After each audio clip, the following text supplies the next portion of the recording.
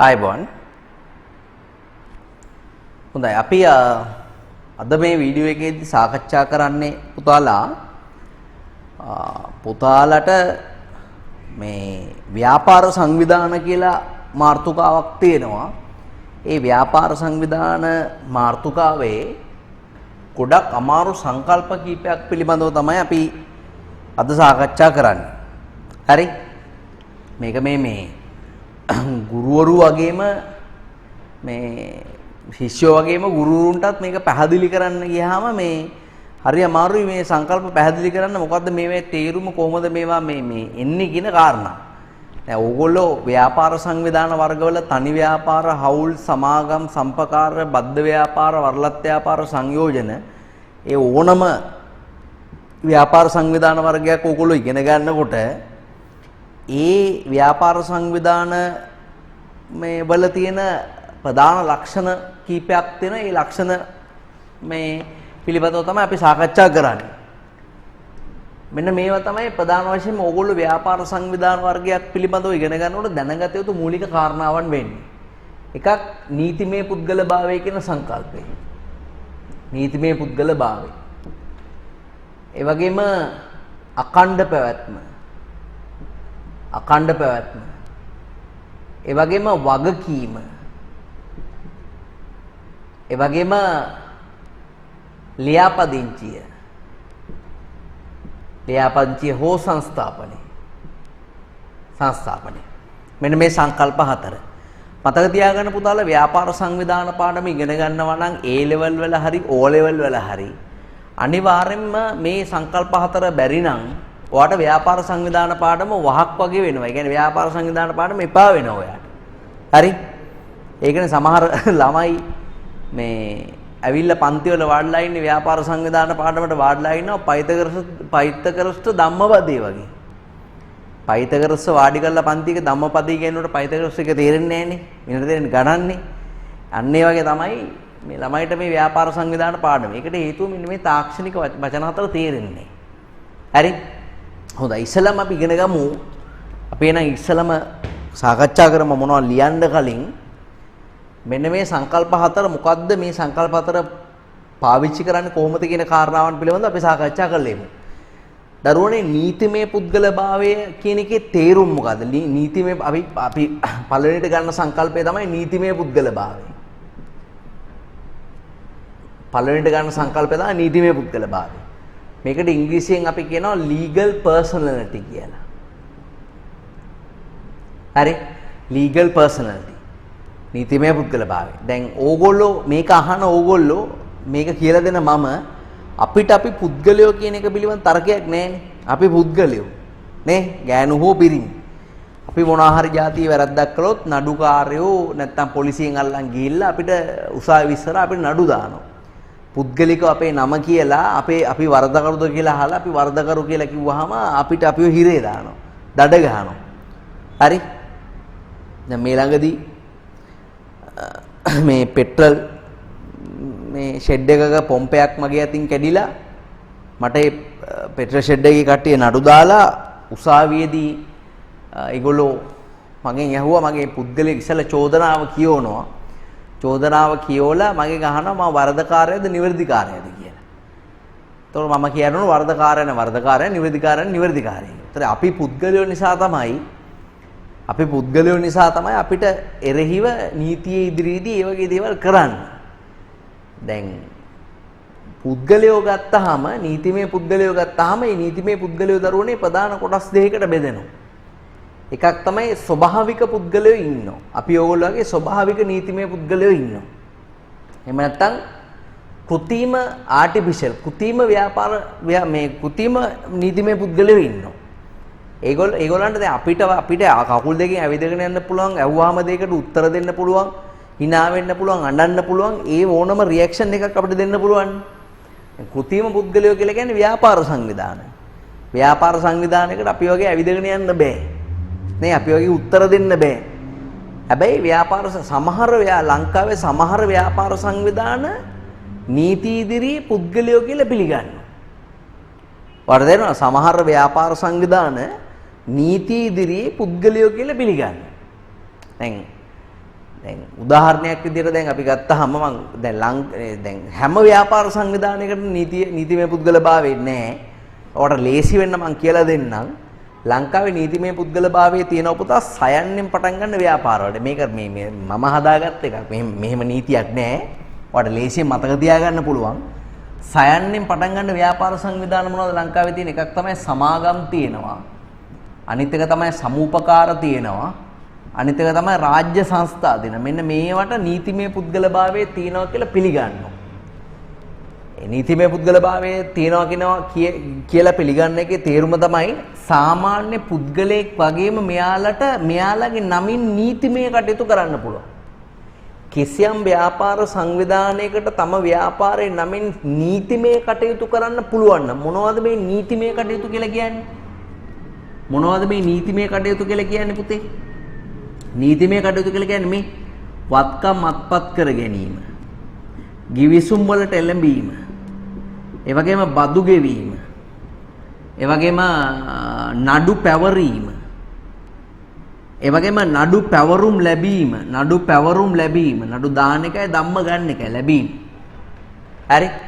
ඔන්න ඔය නීතිමය කටයුතු දැන් පුද්ගලයෙක් විදියට මගේ නමින් වත්කම් ගන්න පුළුවන්, ගිවිසුම් ගහන්න පුළුවන්, මගේ නමින් බදු ගෙවන්න පුළුවන්, මට නඩු දාන්න පුළුවන් මගේ නමින් නඩු ධම්ම ගන්නත් පුළුවන්. එදා සාමාන්‍ය පුද්ගලයෙක්ට කරන්න පුළුවන් නීතිමය වැඩ ටික ව්‍යාපාරිකයෙක්ට පුද්ගලයෙක් වගේම කරන්න පුළුවන් නම් ඒ කියන්නේ නීති ඉදිරියේදී යම්කිසි ව්‍යාපාරයක් පුද්ගලයෙක්ගේ උපකල්පනය කරනවා නම් නීති ඉදිරියේදී යම්කිසි ව්‍යාපාරයක් පුද්ගලයෙක් කියලා උපකල්පනය කරනවා නම් අන්න ඒකට අපි කියනවා නීතිමය පුද්ගල භාවය කියලා. අර ඕක ටිකක් ගැඹුරු පැහැදිලි කිරීමක් කරනවා නම් ලෝකේ ප්‍රසිද්ධ නඩු තීන්දුවක් තිබුණා සලමන් එදිරිව සීමා සහිත සලමන් කියලා නඩු තීන්දුව. හරි? සලමන් එදිරිව සීමා සහිත සලමන් කියන නඩු තීන්දුව. ඒතකොට සලමන් කියන පුද්ගලයාට එරෙහිව සීමා සහිත සලමන් කියන කම්පැනි නඩුවක් දානවා. හරි? දැන් මේ සලමන් කියන පුද්ගලයාට එරෙහිව සීමා සහිත සලමන් කියලා සමාගමක් නඩුවක් දානවා. ඒ කියන්නේ මේ කාගේ කම්පැනිද නඩු දාන්නේ? සලමන් විසින් හදාගත්ත කම්පැනිය තමයි මේ කම්පැනිය. මේ කම්පැනියේ තව අයිතිකාරයෝ ඉන්නවා. තවත් අයිතිකාරයෝ ඉන්නවා. සලමන් තමයි ප්‍රධාන එක්කෙනා. මේ කම්පැනිය සලමන්ට නඩුවක් දානවා. නඩුවේ තියෙන ප්‍රධාන ප්‍රශ්න තමයි මෙතන නඩුව පවත්වාගෙන යන පුද්ගලයෝ දෙන්නෙක් ඉන්නවද කියන එක. දැන් නඩුවක් පවත්වාගෙන යන පැමිණිලිකාරයෙකු විත්තිකාරයෙකු කියලා දෙන්නෙක් ඉන්න එපා. මෙතන පුද්ගලයෝ දෙන්නෙක් ඉන්නවද? මේ සලමන් කියලා කියන්නේ අජීවී සීමාසය සලමන් කියලා අජීවී පුද්ගලයෙක්. අජීවී ඒතර නඩුවේදී නඩුකාරයා පිළිගන්නවා මෙතන පුද්ගලයෝ දෙන්නෙක් ඉන්නවා. මොකද සීමාසහිත සලමන් කියලා කියන්නේ පුද්ගලයෝ කණ්ඩායමක් විසින් ඇති කරගත් ඒකකයක්. ඒ නිසා ඒක සමාගමක්. ඒ සමාගමට නීති ඉදිරියේ පුද්ගලයෙක් කියලා උපකල්පනය කරනවා. සමාගම නීති ඉදිරියේ පුද්ගලයෙක් කියලා උපකල්පනය කරනවා කියලා මේ නඩුව පවත්වාගෙන යන්න දුන්නා.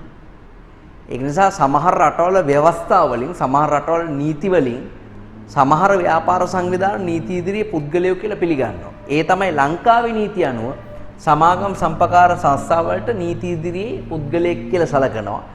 දැන් සමාගමකට සමාගම නමින් වත්කම් අත්පත් කරගන්න, සමාගම නමින් ගිවිසුම් ගහන්න, හරි?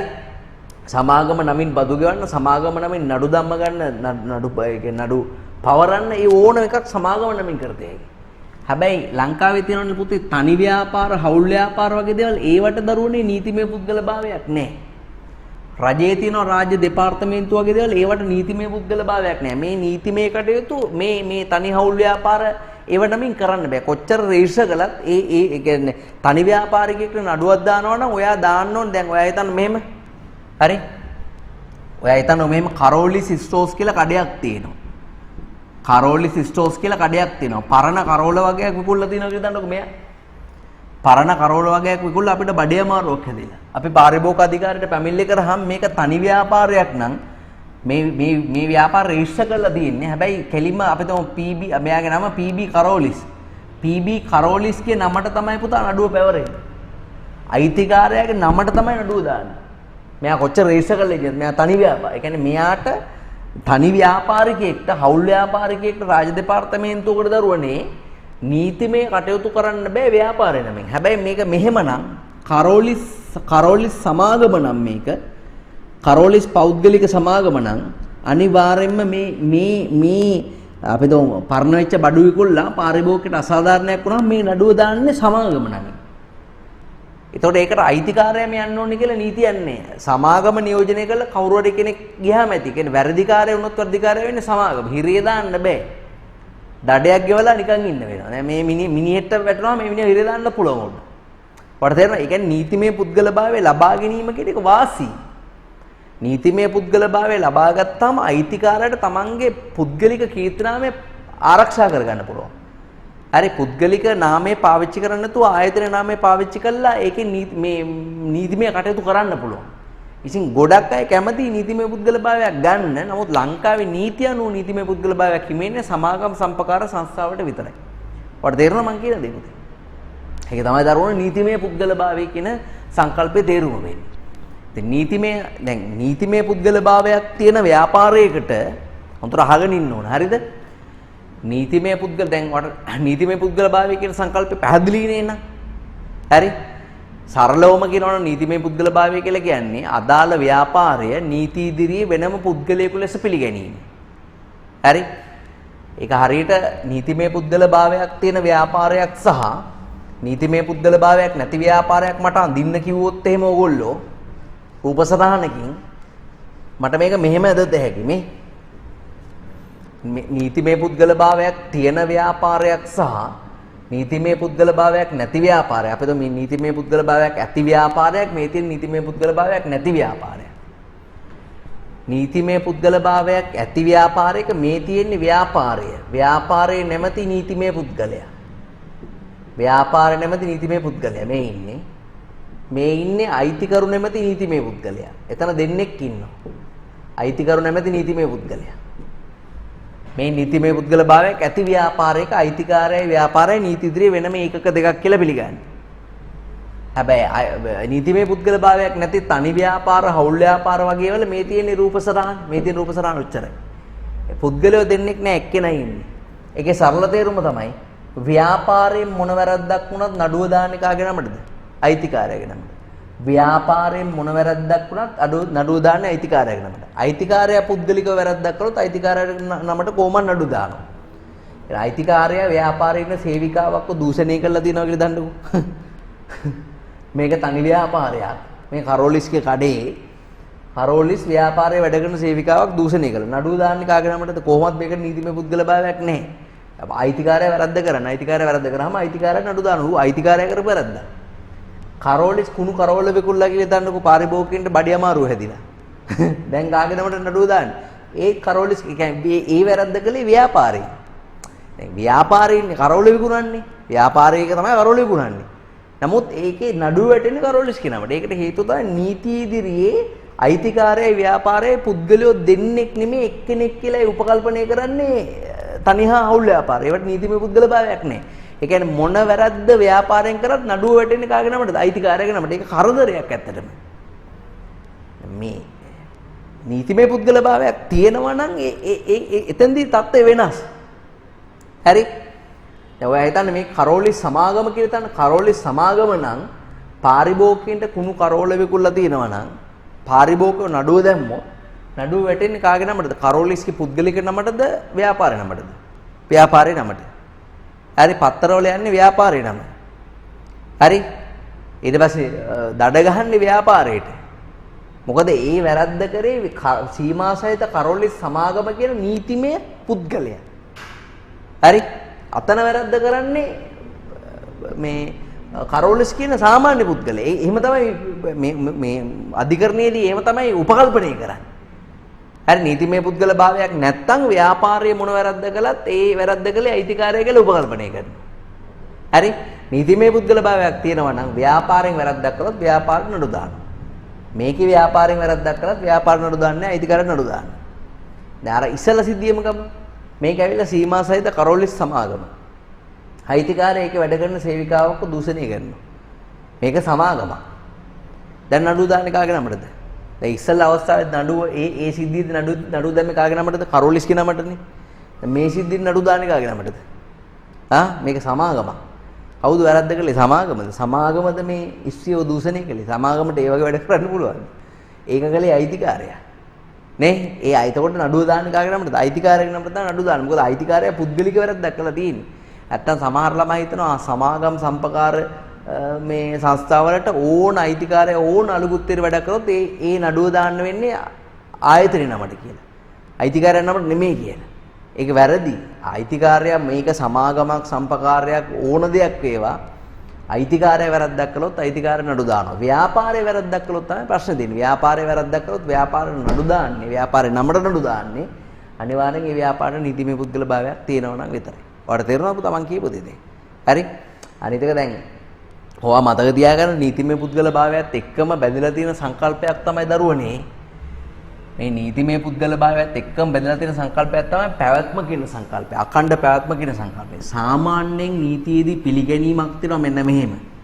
හරි? දැන් ඔබ දන්නවා නීතිමය පුද්ගල භාවයක් නැත්තම් යම් ව්‍යාපාරයකට ඒකට අදාළ රූපසරණ තමයි මෙන්න මේක. මේ තියෙන්නේ ව්‍යාපාරය. මේ තියෙන අයිතිකාරයා මේ දෙන්නෙක් නෙමෙයි එක්කෙනෙක්. එකට බද්ධ වෙලා තියෙනවා කියලා තමයි සැලකන්නේ. හදිසිය හරි දැන් සිල්ලර කඩයක් දාගෙන ඉන්න තනි ව්‍යාපාරිකයා මැරුණොත් එහෙම එයාත් එක්ක මෙයාගේ ව්‍යාපාරය මැරෙනවා. එයාත් එක්ක මෙයාගේ ව්යාපාරය වෙනස් වෙනවා.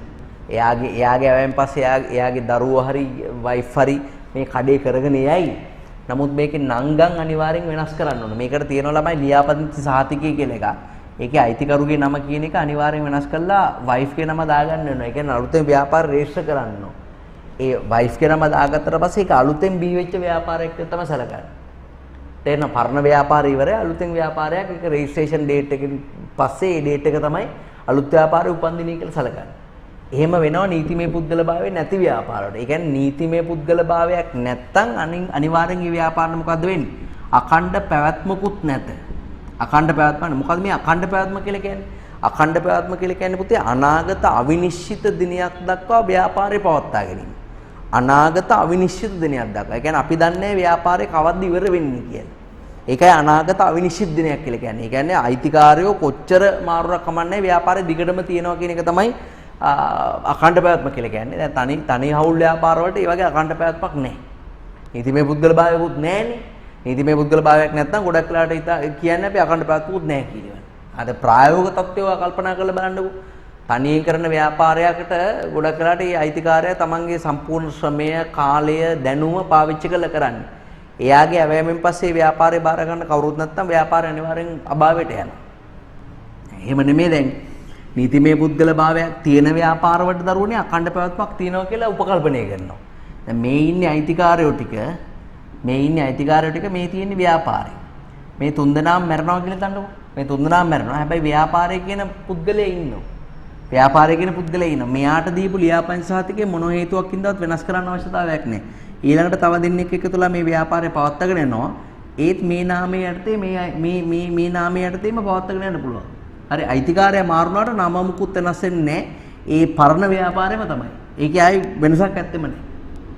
ඒක නිසා වෙනදී වෙන්නේ ස්වභාවික පුද්ගලයින්ට මේ ව්‍යාපාරික නීතිමය පුද්ගලයාට නෙමෙයි කියලා උපකල්පනය කරනවා අධිකරණයේදී. ඒ නිසා යම් ව්‍යාපාරයකට නීතිමය පුද්ගල භාවයක් තිබේ නම් ඒකට අඛණ්ඩ පැවැත්මකුත් තියෙනවා. යම් ව්‍යාපාරයකට නීතිමය පුද්ගල භාවයක් නැත්නම් ඒකට බොහෝ විට අඛණ්ඩ පැවැත්මක් නැහැ. හරි? දැන් රාජ්‍ය දෙපාර්තමේන්තු කියන ව්‍යාපාර සංවිධානයට නීතිමය පුද්ගල භාවයක් නැහැ. නමුත් ඒකට අඛණ්ඩ පැවැත්මක් තියෙනවා. ඒතර මම කියලා දීපු එකට වඩා පොඩ්ඩක් ඒක වෙනස්. දැන් තනි ව්‍යාපාර, හවුල් ව්‍යාපාර වගේ දේවල් වලට නීතිමය පුද්ගල භාවයක් නැහැ. ඒ වගේම අඛණ්ඩ පැවැත්මකුත් නැහැ. රාජ්‍ය දෙපාර්තමේන්තුවක නීතිමය පුද්ගල භාවයක් නැති වුණත් අඛණ්ඩ පැවැත්මක් තියෙනවා. ඇයි? ඒක රජයේ අමාත්‍යාංශයක් යටතේ තියෙන්නේ. අමාත්‍යාංශෙට නීතිමය පුද්ගල භාවයක් තියෙනවා. අමාත්‍යාංශයක උපේකකයක් විදිහට එල්ලිලා තියෙන නිසා එයා හැමදාම ඉන්න. දැන් බල්ලා ඉන්නකම් බල්ලාගේ මැක්කෝ ඉන්නවනේ. බල්ලා මැරිච්ච දවසට මැක්කෝ ටිකක් නැහැ. නේ? ඒ වගේ තමයි අමාත්‍යාංශයේ තියෙනකන් දෙපාර්තමේන්තු ටික තියෙනවා. අමාත්‍යාංශය නැතුණා තමයි දෙපාර්තමේන්තු නැති වෙන්නේ. ඔන්නෝගයි ඕකේ තියෙන වෙනස වෙන්නේ. ඒතොර මේ නීතිමය පුද්ගල භාවය කියන සංකල්පය තමයි ඇත්තනම ළමයි මේ අමාරු සංකල්ප හතරේ බේස් එක. පළවෙනිම දේ. හරි? ඒක ඔයාලා ඔළුවේ තියාගන්න ඕන නීතිමය පුද්ගල භාවය කියන්නේ මොකක්ද කියන කාරණේ. හරි? හොඳයි. ඊට පස්සේ අපි බලමු දැන් ඔයාලා දන්නවා නීතිමය පුද්ගල භාවය කියන එක දන්නවා අඛණ්ඩ පැවැත්ම කියන එක දන්නවා. ඒ වගේම අපි දරුවනේ මේ ලියාපදිංචිය සහ සංස්ථාපනය කියන සංකල්ප වල තේරුම පිළිබඳව. ලියාපදිංචිය සහ සංස්ථාපනය කියන සංකල්ප. මොකක්ද දරුවනේ මේ ලියාපදිංචියක් කියලා කියන්නේ? ලියාපදිංචියට අපි ඉංග්‍රීසියෙන් කියන්නේ රෙජිස්ට්‍රේෂන් කියලා. රෙජිස්ට්‍රේෂන් කියලා තමයි අපි ඉංග්‍රීසියෙන් කියන්නේ. දැන් ලියාපදිංචි කරගන්නවා කියන එකේ තේරුම ලියලා අයිති කරගන්නවා. අපි ලියලා අයිති කරගන්නවා. කොහෙද ලියන්නේ? මොකක් හරි නීතියක් යටතේ.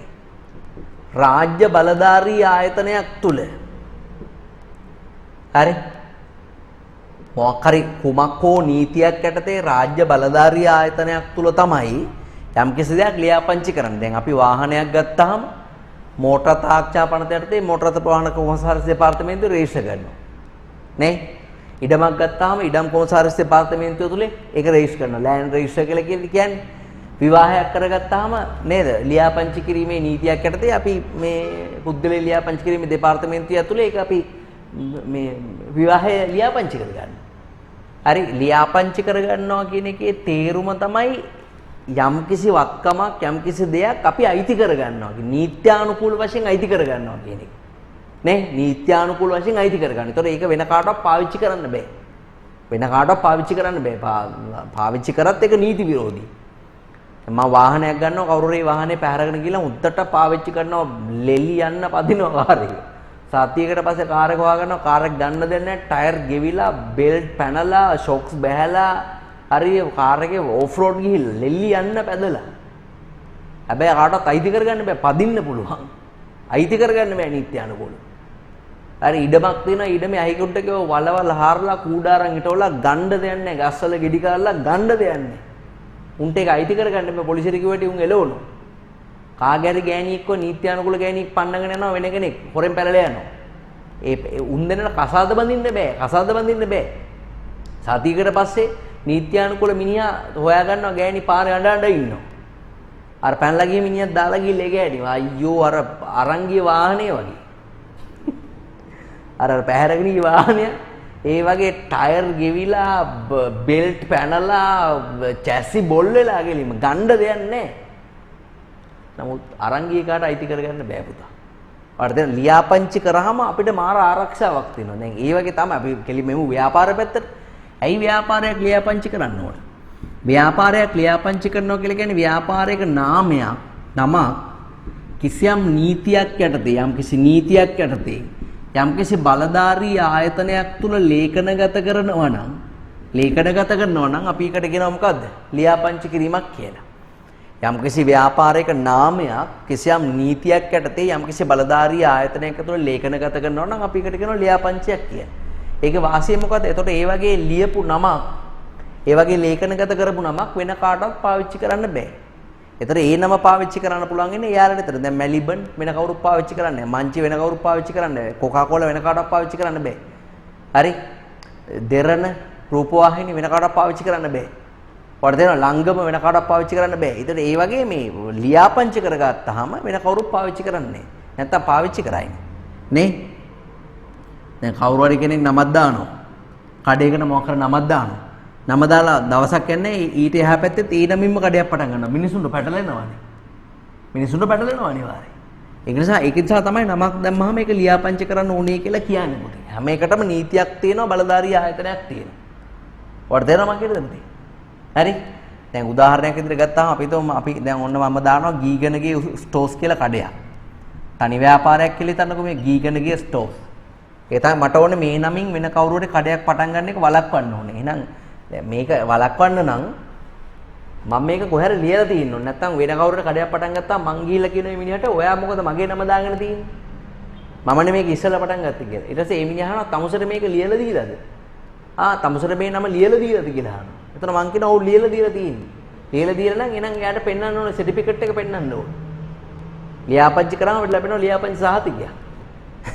සමහර කඩවල වල මුදලාලට ජීවිත කාලෙම එකම සහතිකයක්වත් හම්බෙලා නැහැ. හරි ඉස්කෝලේ යන කාලේ අධ්‍යාපන සහතිකයක්වත් නැහැ. තියෙන එකම සහතිකය වෙන්නේ මොකද්ද? ලියාපදිංචි කිරීමේ සහතිකය තියෙනවා. සමහරට විවාහ සහතිකය තියෙනවා. උපැන්න සහතිකය තියෙනවා. මරණහම මරණ සහතිකය හම්බ වෙනවා. ළමයි ව්‍යාපාරයක් ලියාපදිංචි කරාම මේ ලියාපදිංචි සහතිකයේ ව්‍යාපාරයේ හැමෝටම පේන්න එන ඇයට පේන්න එල්ලලා තියෙනත් නීතියක් තියෙනවා. අනිවාර්යෙන් ඒක එල්ලලා තියන්න ඕනේ. දැන් අපි වාහනයකට ආදායම් බලපත්‍රයක් ගත්තට වැඩක් නැහැ නේ. අර වීදුරු අලවන රවුම් කොලේ වාහනයට ආදායම් බලපත්‍රයක් ගත්තට වැඩක් නැහැ. ඒක ඒ පෙනෙන ලෙස එල්ලලා තියන්න ඕන අනිවාර්යෙන්. ඒක නීතියක්. බයිසිකල් වල නම් ඒක නීතියක් නෙමෙයි. මොකද බයිසිකලේ ඕක එල්ලලා තියන්න බෑ. බයිසිකලේ මේ යනකොට තෙමෙනවනේ. සමහරව ඒක අරගෙන රවුමට කපලා හෙඩ්ලයිට් එකේ ඇලවනවා. ඉතින් පාර පෙන්නේ නැහැ එතකොට. එතකොට ඒක දෙන්න පුළුවන්. මොකද රත වාහනයක නම් අනිවාර්යෙන් මෝටර වාහනයක නම් අනිවාර්යෙන්ම ඒක වීදුරු වල තියෙන්න ඕනේ. මම ගීගණගේ ස්ටෝර්ස් කියලා දැම්මොත් මේක තනි ව්‍යාපාරයක් නම් එතකොට 1918 අංක 6 දරන ව්‍යාපාර නාමාඥා පනත. ඒක තමයි පනත. ව්‍යාපාර නාමාඥා පනත යටතේ මම නිකන් උදාහරණයක් කියන්නේ. යටතේ අදාළ ප්‍රාදේශීය ලේකම් කාර්යාලය තුල ලියාපදිංචි කරන්න ඕනේ. ප්‍රාදේශීය ලේකම් කාර්යාලය තුල. ඒ වගේ ව්‍යාපාරයක් ලියාපදිංචි කරනවා නම් අනිවාර්යෙන් කිසියම් නාමයක්, කිසියම් නීතියක් යටතේ බලධාරී ආයතනයක ලේඛනගත කරන්න ඕනේ. ඊට පස්සේ මොකද්ද මේ සංස්ථාපනය කියලා කියන්නේ?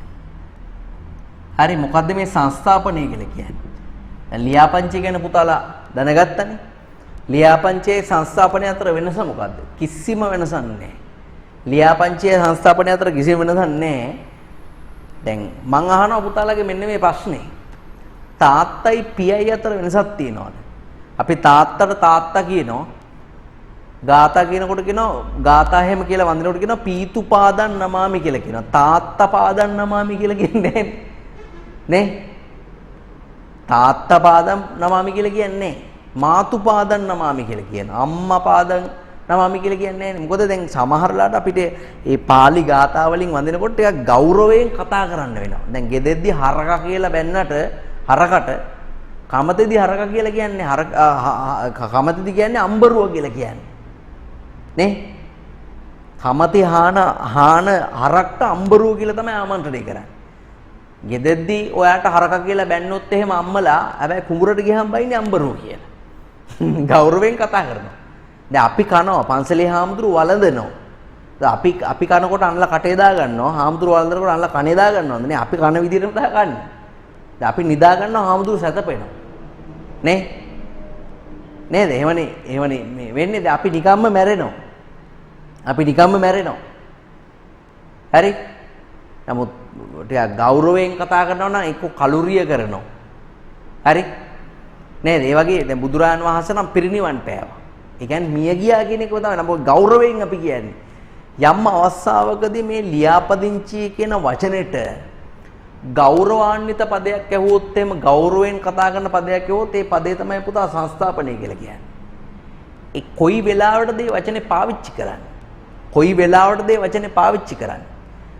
යම්කිසි ව්‍යාපාරයකට නීතිමය පුද්ගලභාවයක් ලැබෙනවා නම් ලියාපදිංචිය සමග ඔකට මම තේරෙනවද කියන දේ යම්කිසි ව්‍යාපාර සංවිධානයක් ලියාපදිංචි කරපු ගමන්ම එයාට නීතිමය පුද්ගලභාවයක් ලැබේ නම් නීපු කියලා කියන්නේ නීතිමය පුද්ගලභාවය යම්කිසි ව්‍යාපාරයක් ලියාපදිංචි කළපු සැනින් එයාට නීතිමය පුද්ගලභාවයක් ලැබේ නම් අපි මේ ලියාපදිංචියට පාවිච්චි කරන වචනේ තමයි සංස්ථාපනය කියන වචනේ. අපි ඒතර පාවිච්චි කරනවා සංස්ථාපනය කියන වචනේ. ඒතර ඒ අනුව දැන් මම පුතාලාට පැහැදිලි කරලා කිව්වා නීතිමය පුද්ගලභාවය ලැබෙන ව්‍යාපාර සංවිධාන 3ක් ලංකාවේ තියෙනවා. මොනවාද? සමාගම් තියෙන. ඒ තුනම පටන් ගන්න සයන්නේ. ඒ වගේම පුතා සමූපකාර තියෙනවා. ඒ වගේම දරුවනේ මොකද්ද? සංස්ථා තියෙනවා. හරි? සමාගම් සමූපකාර සංස්ථා වලට නීතිමය පුද්ගලභාවය ලැබෙනවා. නීතිමය පුද්ගලභාවය ලැබෙන නිසා අපි කියන්නේ සමාගම් ලියාපදිංචි කරනව නෙමෙයි. සමාගම් සංස්ථාපනය කරනවා. සංස්ථා සංස්ථාපනය කරනවා. සම්පකාර සංස්ථාපනය කරනවා කියලා කියන්නේ. ඔයාලට තේරෙනවද? සංස්ථාපනයේදී වෙන්නේ මොකක්ද දන්නවද? පුද්ගලයන් කණ්ඩායමකට එක් නාමයක් යටතේ නීති ඉදිරියේ පෙනී සිටීමට අවස්ථාව ලබා දීම තමයි සංස්ථාපනය කියලා කියන්නේ. ඒ කියන්නේ දල වශයෙන් නීතිමය පුද්ගලභාවය ලැබෙනවා කියන එකම. පුද්ගලයන් කණ්ඩායමකට එක් නාමයක් යටතේ නීති ඉදිරියේ පෙනී සිටීමට අවස්ථාවක් ලබා දීම සංස්ථාපනයේදී වෙනවා. ඒ නිසා යම් ව්‍යාපාරයක් ලියාපදිංචි කරාම ඒකට නීතිමය පුද්ගලභාවයක් ලැබෙනවා නම් ඒ ලියාපදිංචියට අපි කියනවා සංස්ථාපනය කියලා. දැන් සමහර පොත්පත්වල දිනවා සමාගම් ලියාපදිංචි කිරීම අනිවාර්ය වෙයි. එහෙම නේද? සමාගම් ලියාපදිංචි කිරීම අනිවාර්ය වෙයි. ඒක වැරද්දක් නේ. එහෙම තිබ්බ කියලා වැරද්දක් නේ. ඒ සමාගම් ලියාපදිංචි කරන එක අනිවාර්යයි කියන එකේ තේරුම සංස්ථාපනය කරනවා. දැන් ඔය අහන්නකො පුතා මේ අහන්නකො ලංකාවේ සමහර ව්‍යාපාර සංවිධාන තියෙනවා ඒව ලියාපදිංචි කිරීම අනිවාර්යයි. ඒවා ලියාපදිංචි කරන එක අනිවාර්යයෙන්ම කරන්න ඕනේ. ඒ කියන්නේ කිසිම තර්කයක් නෑ. ඒවා අනිවාර්යෙන් ලියාපදිංචි කරන්න ඕනේ. දැන් සමහර ව්‍යාපාර සංවිධාන තියෙනවා ඒවා ලියාපදිංචි නොකරත් පවත්වාගෙන යන්න පුළුවන්. දැන් උදාහරණයක් තමයි තනි ව්‍යාපාර, හවුල් ව්‍යාපාර ඕනනම් ලියාපදිංචි නොකර පවත්වාගෙන යතේයි. කොහොමද ලියාපදිංචි නොකර පවත්වාගෙන යන්නේ? මොනවා කළද ලියාපදිංචි නොකර පවත්වාගෙන යන්නේ? දැන් මට ඕනේ තනි ව්‍යාපාරයක් දාන්න. ඒක ලියාපදිංචි නොකර පවත්වාගෙන යන්න මම මොකද්ද කරන්න ඕනේ? එහෙනම් මම දාන්න ඕනේ මෙහෙම නේ. මගේ සම්පූර්ණ නමින් දාන්න. ගිහාන් සමීර ගීගණගේ මගේ සම්පූර්ණ නම. හරි? ගිහාන් සමීර ගීගණගේ මගේ සම්පූර්ණ නම. ගිහාන් සමීර ගීගණගේ කියන සම්පූර්ණ නමින් මම මොකක් හරි වෘත්තියක් හරි ව්‍යාපාරයක් හරි පටන් ගත්තොත් කිසිම තර්කයක් නැහැ මේ නම වෙන කවුරුද පාවිච්චි කරන්නේ. පාවිච්චි කළත් එයාට එරෙහිව නීතිමය පුද්ගලභාවය නීතිමය පියවරක් මට ගන්න පුළුවන්. ඒකට හේතුව මේ නම රෙජිස්ටර් කරන්න ඕනේ නැහැ. මම දැන්ටවත් රෙජිස්ටර් කරලා තියෙන්නේ. මොකද? පුද්ගලයන් ලියාපදිංචි කිරීමේ දෙපාර්තමේන්තුවේ රෙජිස්ටර් කරලා මට ඩෙන්ටි කාඩ් එකකුත් හම්බෙලා තියෙනවා. හරි? යම්කිසි තනි ව්‍යාපාරයක් හෝ හවුල් ව්‍යාපාරයක් හොඳට මතක තියාගන්න. යම්කිසි තනි ව්‍යාපාරයක් හෝ හවුල් ව්‍යාපාරයක් අයිතිකරුගේ පුද්ගලික ඒ වගේම සම්පූර්ණ මතක තියාගන්න. පුද්ගලික සම්පූර්ණයෙන් පවත්වාගෙන යනවා නම් ඒක ලියාපදිංචි කරන්න අවශ්‍යතාවයක් නැහැ. ඒ කියන්නේ ලියාපදිංචි අනිවාර්යයි. හැබැයි ඔයා මතක තියාගන්න අපි සමාගමක් සම්පකාරයක් සංස්ථාවක් වගේ ආයතනයක් පුද්ගලික නමින් සම්පූර්ණ නමින් පවත්වාගෙන ගියත් ඒක අනිවාර්යෙන් රෙජිස්ටර් කරන්න ඕනේ. ඒකට හේතුව දැන් මේක සමාගමක් නම් ඉස්සරහට සීසර් වගේ පද වැටෙනවා. පිටිපස්සට සමාගම කියන වචනේ, ඒ වගේම පෞද්ගලික පොදු කියන වචනේ එන්නේ වගේ ව්‍යාපාර ලෙස හැඟවෙන පද. ව්‍යාපාර ලෙස හැඟවෙන පද දැම්මොත් අනිවාර්යයෙන්ම ඒ කියන්නේ ව්‍යාපාර ලෙස හැඟවෙන පද ඒකට වැටෙනවා.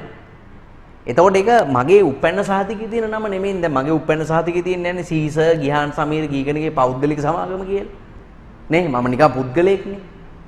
එතකොට නීතියක් දාලා තියෙනවා සමාගම් සම්පකාර සංස්ථා වගේ දේවල් අනිවාර්යයෙන්ම රෙජිස්ටර් කරන්න ඕනේ පුද්ගලික නමින් පවත්වාගෙන ගියාද නැතාද කියලා ඒව වැඩක් නෑ. ඒ වගේම තනි ව්‍යාපාර හවුල් ව්‍යාපාර වලටත් නීතියක් දාලා තියෙනවා. දැන් මම තනි ව්‍යාපාරයක් දැම්මොත් මෙන්න මෙහෙම. කොහොමද දාන්නේ? ගිහාන් සමීර ගීගණගේ එච්චරයි. ගිහාන් සමීර ගීගණගේ වරලත් ගණකාධිකාරී. වරලත් ගණකාධිකාරී. මෙන්න මේක රෙජිස්ටර් කරන්න ඕනේ. ඒ වරලත් ගණකාධිකාරී කියන්නේ නිකන් තනතුරක් විතරයි ප්‍රොෆෙෂන් එක. මේක තමයි මගේ පුද්ගලික නම. මේක තමයි මගේ තනතුර. ඒක ගැටලුවක් නෑ රෙජිස්ටර් කරන්න ඕනේ නෑ. ඔය නීතිඥවරු එහෙම රෙජිස්ටර් කරන්න ඕනේ නෑ. ඒක ප්‍රොෆෙෂන් එක. හරි? ડોක්ටර්ස්ලා ව්‍යාපාරේ නම රෙජිස්ටර් කරන්නේ නැහැ. මෙඩිකල් සෙන්ටර් එකක් පවත්වාගෙන යන අවසරයක් ගන්නවා. ඒක වෙනම දෙයක්. නමුත් ව්‍යාපාර නම රෙජිස්ටර් කරගන්න ඕනේ නැහැ. හැබැයි දැන් මේ විදිහට මම තනි ව්‍යාපාරයක් පවත්වාගෙන ගියොත් මේක මම ලියාපදිංචි කරන්න ඕනේ නැහැ පුතේ. හැබැයි ඔයා හොඳට මතක තියාගන්න මෙන්න මේ කාරණේ. මම මෙහෙම දානවා. තනි ව්‍යාපාර. ගිහාන් සමීර ගීගණගේ ස්ටෝර්ස් එහෙම දානවා. ඒතර මම රෙජිස්ටර් කරන්න ඕනද? අනිවාර්යයෙන් රෙජිස්ටර් කරන්න ඕනේ. ඒකට හේතුව තමයි පුතේ මගේ උපැන්න සහතිකයේ ස්ටෝර්ස් කතාවක් නැහැ. අපේ අම්මා බිහි කරලා තියෙන කඩයක් නෙමෙයි නේ. ගිහාන් සමීර ගීගණගේ ස්ටෝර්ස් කිව්වොත් මේක ව්‍යාපාරයක් ලෙස හැඟවෙන පදයක්. ලංකාවේ තියෙන ඕනම ව්‍යාපාරයක් ලෙස හැඟවෙන පදයක් භාවිත කරොත් අනිවාර්යයෙන් රෙජිස්ටර් කරන්න ඕනේ. රෙජිස්ටර් කරන්න ඕනේ. හැබැයි දැන් මේ පොත්පත්වල සඳහන් වෙන්නේ මෙහෙමයි. තනි ව්‍යාපාර හවුල් ව්‍යාපාරයේ ලියාපදිංචිය අනිවාර්ය නොවේ. අනිවාර්ය නොවේ. එහෙනම් ලියාපදිංචි නොකර පවත්වාගෙන යන්න නම් ඒගොල්ලෝ මොකද කරන්න ඕනේ? අයිතිකරුවන්ගේ සම්පූර්ණ නමින් පමණක් ව්‍යාපාරය පටන් ගන්නවා. ස්ටෝර්ස් සරම කැලි දාන්න බෑ. එහෙනම් යාට රෙජිස්ටර් නොකර පවත්වාගෙන මේ හැකියාවක් තියෙනවා. තනි හවුල් ව්‍යාපාරවල. හැබැයි සම්පකාර සමාගම් සංස්ථාවට එහෙම හැකියාවක් ඇත්තෙම නෑ. ඒකට හේතුව ඒගොල්ලන්ට මෙහෙම නම් වලින් පවත්වාගෙන යන්න බෑ. ඉස්සරහට සීස පද පෞද්ගලික පොදු සමාගම් කියලා වචන වැන්නම මේක පුද්ගලිකින් නමක් නොවන තත්ත්වයට අනිවාර්යයෙන්පත් වෙනවා. ඔයාලට තේරෙනවද මං කියන්නේ පුතේ? එතකොට ඒක රෙජිස්ට්‍රේෂන් එක අනිවාර්යයි. ඒ නිසා ඔයා මතක තියාගන්න ඕනේ මෙන්න මේ වගේ තත්ත්වයක්. ලියාපදිංචි කියලා කියන්නේ කිසියම් නීතියක් යටතේ කිසියම් රාජ්‍ය බලධාරී ආයතනයක් ඇතුලේ ව්‍යාපාරික නම ලේඛනගත කරනවා. ඒ නම ලේඛනගත කිරීමත් එක්ක නීතිමය පුද්ගලභාවයක් ලැබුණොත් ඒකට අපි කියන සාධාරණ පදේ තමයි මොකද? සංස්ථාපනය. ස්වාමින් වහන්සේ යන්නේ වඩිනවා කියලා කියන්නේ. යන එකම තමයි කරන්නේ. අපි ගෞරවයෙන් පාවිච්චි කරන වචනයක් තමයි සංස්ථාපනය කියලා කියන්නේ. ඔයාලට තේරෙනවද මං කියන්නේ? දැන් හදිසියකට පාවිච්චි කළාට වැරද්දක් නෑ. හාමුදුරුවනේ ඔන්න ණයෙක් කෙලවනවා දුවන්න කිව්වා කියලා හාමුදුරුවෝ නැවතිලා ඉන්නේ මට වඩින්න කිව්වේ නෑ ණය කොටලා ගියාදෙන් කියලා නැවතිලා ඉන්නේ හාමුදුරුවෝ සිවුර අරගෙන දුවනවා. හරි කරන්න දෙයක් නැහැ. ඒ වගේ හදිසි වෙලාවල් තියෙනවා ළමයි. ඉතින් ඒ වගේ පොත්පත්වල පාවිච්චි කළා කියලා සමාගමක් ලියාපදිංචි කිරීම අනිවාර්යයි. සමාගමක ලියාපදිංචි මෙහෙම වෙන්නේ කියලා ඒක වැරද්දක් නේ. නමුත් පාවිච්චි කරන්න උන් සාධාරණ පදේ තමයි සංස්ථාපනය කියන පදේ. වට තේරෙනවා මං කියන්නේ අන්න ඒකයි පුතා ඒවල තියෙන මූලික වෙනස්කම වෙන්නේ. තේරෙනවා මං කියන දේ පුතේ. හරි ඔන්න වගේ මේ දැන් ඔය ව්‍යාපාර සංවිධාන පාඩමේ අමාරුම අපහසුම තැන්. අමාරු අපහසු තැන්. හරි. ඒ වගේ තව තියෙනවා පුතා මේකේ අමාරු කොටසක්. තව තියෙනවා මේකේ අමාරු කොටසක් මේ වගකීම කියන සංකල්පේ ටිකක් අමාරුයි ළමයිට. මොකද්ද මේ වගකීම කියලා කියන්නේ? හරි. වගකීම කියලා කියන්නේ දරුවනේ ආපසු ගෙවීමට ඇති බැඳියාව. ආපසු ගෙවීමට ඇති බැඳියාව. යමක් ආපසු ගෙවන්න තියෙන බැඳියාව තමයි වගකීම කියලා කියන්නේ. දෙයක් ගත්තාම ඒ දේ ආපහු ගෙවන්න තියෙන බැඳියාව තමයි වගකීම කියලා කියන්නේ. දැන් ඔය යාළුවෙක්ගෙන් රුපියල් 50ක් ඉල්ල ගන්නවා. සඳුදා දෙන්නම් කියලා ඉල්ල ගන්නවා. ඒතර ඒක ආපහු සඳර දෙන්න ඕනේ. ඉතින් අපි සල්ලි දුන්නේ යාළුවා බලාගෙන ඉඳලා සඳට අහනවා මචං අරක ගන්න පුළුවන්ද කියලා. ඒතර අපි කියනවා අපි සඳුදා දෙන්නම් කියලානේ කිව්වේ. ඒතර එයා කියනවා ඉතින් මේ අද සඳනේ කියලා. අපි කියනවා අපි මේ සඳ නෙමෙයි අපි කිව්වේ තව අවුරුද්දකට පස්සේ එළමෙන ජනවාරි මාසේ සඳ. ඒතර ඌට කවදාකවත් ඒ සල්ලි හම්බ වෙන්නේ නැහැ. බොල් ණය වෙනවා. එන හරියටම දවස් අහ ගන්න ඕනේ කවද්ද ගෙවන්නේ කියලා. දෙයක් ගත්තාම ඒ දේ ආපහු ගෙවන්න තියෙන බැඳියාව තමයි වගකීම කියලා කියන්නේ. වට තේරෙනවද? ඒතර ඒ වගකීම සමහර අයගේ අසීමිතයි. සමහර අයගේ අසීමිතයි. සමහර අයගේ සීමිතයි. මොකද්ද මේ අසීමිතයි කියන එකේ තේරුම? අසීමිතයි කියලා කියන්නේ මේ සීමාවක් නැහැ කියන එක. දැන් ඔය සමහර අය කියන මම ඔයාට අසීමිත වාදනය. සීමාවක් නැහැ. ඒක වචනෙන් නියම කරන්න බෑ. අසීමිත වක්කීමක් කියලා කියන්නේ ඔයා හිතන්න 3 දෙනෙක් ඉන්නවා, ඩිංගි ඉන්නවා, ගජන් ඉන්නවා, සුගතන් ඉන්නවා. හරි? ඔන්න 3 දෙනා. ඩිංගි ඉන්නවා, ගජන් ඉන්නවා, සුගතන් ඉන්නවා. 3 දෙනා. මේගොල්ලෝ රුපියල් ලක්ෂ 10 ගානේ ප්‍රාග්ධනය දාලා ව්‍යාපාරයක් පටන් ගන්නවා. ලක්ෂ 10 ගානේ ප්‍රාග්ධනය දාලා ව්‍යාපාරයක් පටන් ගන්නවා. ඒගොල්ලන්ගේ මූලික වක්කීම කීයද? ලක්ෂ 30යි. මූලික වක්කීම ලක්ෂ 30යි. හරි ලක්ෂ 10 ගාන දාලා ව්‍යාපාරයක් පටන් ගන්න මූලික ප්‍රාග්ධනය ලක්ෂ 30යි. ලක්ෂ 2ක ප්‍රාග්ධනයක් තියෙනවා. මෙයාලා ණය වෙනවා ලක්ෂ 50. මෙයාලා ණය වෙනවා ලක්ෂ 50. හොඳට අහගෙන ඉන්න. මෙයාලා ණය වෙනවා ලක්ෂ 50. ඒතර මෙයාලට මේ ණය ගෙවන්න ඕන. ණය ගෙවන්න මෙයාලා ගාව ව්‍යාපාරේ කොච්චර සල්ලි තියෙනවද? ලක්ෂ 30ක් තියෙනවා. 50න් 30ක් ගෙවනවා. කිසිම ගැටලුවක් නැහැ. තව ණය කොච්චර තියෙනවද? ලක්ෂ 20ක් තියෙනවා. හැබැයි දැන් ව්‍යාපාරයේ වත්කම් මුකුත් නැහැ. ව්‍යාපාරයේ වත්කම් බිඳුවයි. ඇයි මේ දාපු සල්ලි ටික පාවිච්චි කළා. ඒතර මේ ලක්ෂ 20 මොකද කරන්නේ? ලක්ෂ 20 මේගොල්ලෝ ගෙදරින් ගෙනල්ලා හරි මේගොල්ලන්ගේ පෞද්ගලික වත්කම් තියෙනවනේ. දැන් ඩිංගිගේ වාහනයක් තියෙනවා, ගජන්ට ගියක් තියෙනවා, සුගතන්ට පොල්ලිඩමක් තියෙනවා. පුද්ගලික නම. මේවා ඔක්කොම විකුණලා මේ ලක්ෂ 20 ගෙවන්න ඕනේ නම් අන්නේ ඒකට අපි කියනවා අසීමිත වක්කීමක් කියලා. අසීමිත වක්කීමක් කියන එකේ තේරුම තමයි යෙදූ ප්‍රාග්ධනයත් ඉක්මවල. මේ තියෙන යෙදූ ප්‍රාග්ධනයත් ඉක්මවල පෞද්ගලික දේපල දක්වාම වක් කියනවා නම් අපි ඒකට කියනවා මොකද්ද? අසීමිත වගකීමක් කියලා. හරි? ඒ දැන් ලංකාවේ තියෙනවා සමහර ව්‍යාපාර ඒවා අනිවාර්යයෙන්ම පටන් ගන්න පුළුවන් ඉන්නේ අසීමිත වක්කීමක් සහිතව විතරයි. ඒවට වක්කීම සීමා කරගන්න දෙන්නේ. වක්කීම සීමා කරගන්නවා කියන එකේ තේරුම තමයි පුතේ ලක්ෂ 50ක් ණය වුණා. ලක්ෂ 30ක් ප්‍රාග්ධනයේ තියෙනවා. ප්‍රාග්ධනයේ මේ ලක්ෂ 50 ණය ටික ගෙවුවා. තව ලක්ෂ 20ක් ඉතුරු ඉන්නේ. ඒ 20 ගෙවන්නේ. ඒ 20 ගෙවන්නේ. ඒතර ණය හිමියෝ බලන් ඉන්නවා දෙයි කියලා දෙන්න විදිහක් නැහැ. ඇයි කම්පැනි ඔක්කොම ඒ කියන්නේ ආයතනයේ සේරම මුදල් ටික පාවිච්චි කරලා ඉවරයි දැන්. වර්ධන ආයතනයේ මුදල් ටික ඔක්කොම පාවිච්චි කරලා ඉවරයි. හරි සේරම ටික පාවිච්චි කරලා ඉවරයි. එතකොට ණය හිමියෝ පාඩුව විඳතරා ගන්න ඕනේ. ඒකට කරන්න දෙයක් නැහැ. ණය දෙන එක්කෙනා දැනගන්න ඕනේ මේ ව්‍යාපාරේ වක්කීම සීමිතයිද අසීමිතයිද කියලා. ඒ කියන්නේ යෙදූ ප්‍රාග්ධනයේ දක්වා විතරක් වක් කියනවා නම් ඒකට අපි කියනවා සීමිතයි කියලා. යෙදූ ප්‍රාග්ධනයේ ඉක්මල වක් කියනවා නම් අපි ඒකට කියනවා දරුවනේ අසීමිතයි කියලා. වර්ධන මම කියන දේ. ඒතර ලංකාවේ සමහර ව්‍යාපාර තියෙනවා ලංකාවේ එයාලට පුළුවන් ඕනෑම වගකීමක් සහිතව පටන් ගන්න. ඕනෑම වගකීමකින් පටන් ගන්න පුළුවන්. හැබැයි සමහර ව්‍යාපාර තියෙනවා එයාලට පටන් ගන්න පුළුවන් ඉන්නේ අසීමිත වගකීමකින් විතරයි. උදාහරණයක් කියන්නේ තනි ව්‍යාපාර, හවුල් ව්‍යාපාර, ඒ වගේම රාජ්‍යාංශය ගත්තොත් රජයේ දෙපාර්තමේන්තු, ඒ වගේම රජයේ සංස්ථා අනිවාර්යයෙන්ම වගකීම කොහොමද? අසීමිතයි. හරි? තනි හවුල් ව්‍යාපාර රාජ්‍ය දෙපාර්තමේන්තු රාජ්‍ය සංස්ථා යෙදූ ප්‍රාග්ධනයත් ඉක්මවලා මොකක් හරි ප්‍රශ්නයකදී පෞද්ගලික දේපල දක්වාම වක්කියන. ඒවා අසීමිත වක්කීමකින් විතරයි ලංකාවේ පටන් ගන්න පුළුවන් වෙන්නේ. හරිද? යම් අයෙකුගේ වක්කීම අසීමිතයි නම් එයා නමට ඉස්සරහින් සීර කියලා පදයක් භාවිත කරනවා. සීමා රහිතයි කියලා වචනයක් පාවිච්චි කරනවා. සීර කියලා පාවිච්චි කරනවා. ඉන්න මම මේක පැහැදිලි කරලා කියන්නේ. සීමා රහිත කියන වචනේ පාවිච්චි කරනවා. යම් කිසි කෙනෙක්ගේ වක්කීම සීමා සහිතයි නම් එයා නමට ඉස්සරහින් පුතේ සීසර් කියලා පදයක් පාවිච්චි කරන පුතාලා ඕන තරම් දැකලා ඇති යම් යම් ව්‍යාපාර සංවිධානවල සීමා සහිත මේ සමාගම සීමා සහිත මේ සමාගම කියලා සීමා සහිත කියන වචනේ පාවිච්චි කරනවා. දැන් ලංකාවේ වක්කීම සීමිත කරගන්න පුළුවන් ආයතන මොනවාද? සමාගම් වලට වක්කීම සීමිත කරගන්න පුළුවන්, සමූපකාර වලට වක්කීම සීමිත කරගන්න පුළුවන්. ලංකාවේ යෙදූ ප්‍රාග්ධනය දක්වා වක්කීමක් සහිතව. හරි? ඒ කියන්නේ හදිස්සියට ණය ගවා ගන්න බැරි වුණොත් තමන්ගේ පුද්ගලික දේපල විකුණන්න නැති වෙන විදිහට ව්‍යාපාරයක් පටන් ගන්නවා නම් ඒ පටන් ගන්න පුළුවන් ඉන්නේ සමාගම් හා සම්පකාර විතරයි. ඒ වගේම යාලට කැමති නම් අසීමිතව තමන්ගේ වක්කීම අසීමිත කරගන්නත් පුළුවන්. ඒ කියන්නේ ලංකාවේ අසීමිත සම්පකාර සමිති තියෙනවා. සීමා රහිත. හරි? ඒ වගේම ලංකාවේ ළමයි සීමා සහිත සම්පකාර සමිති තියෙනවා.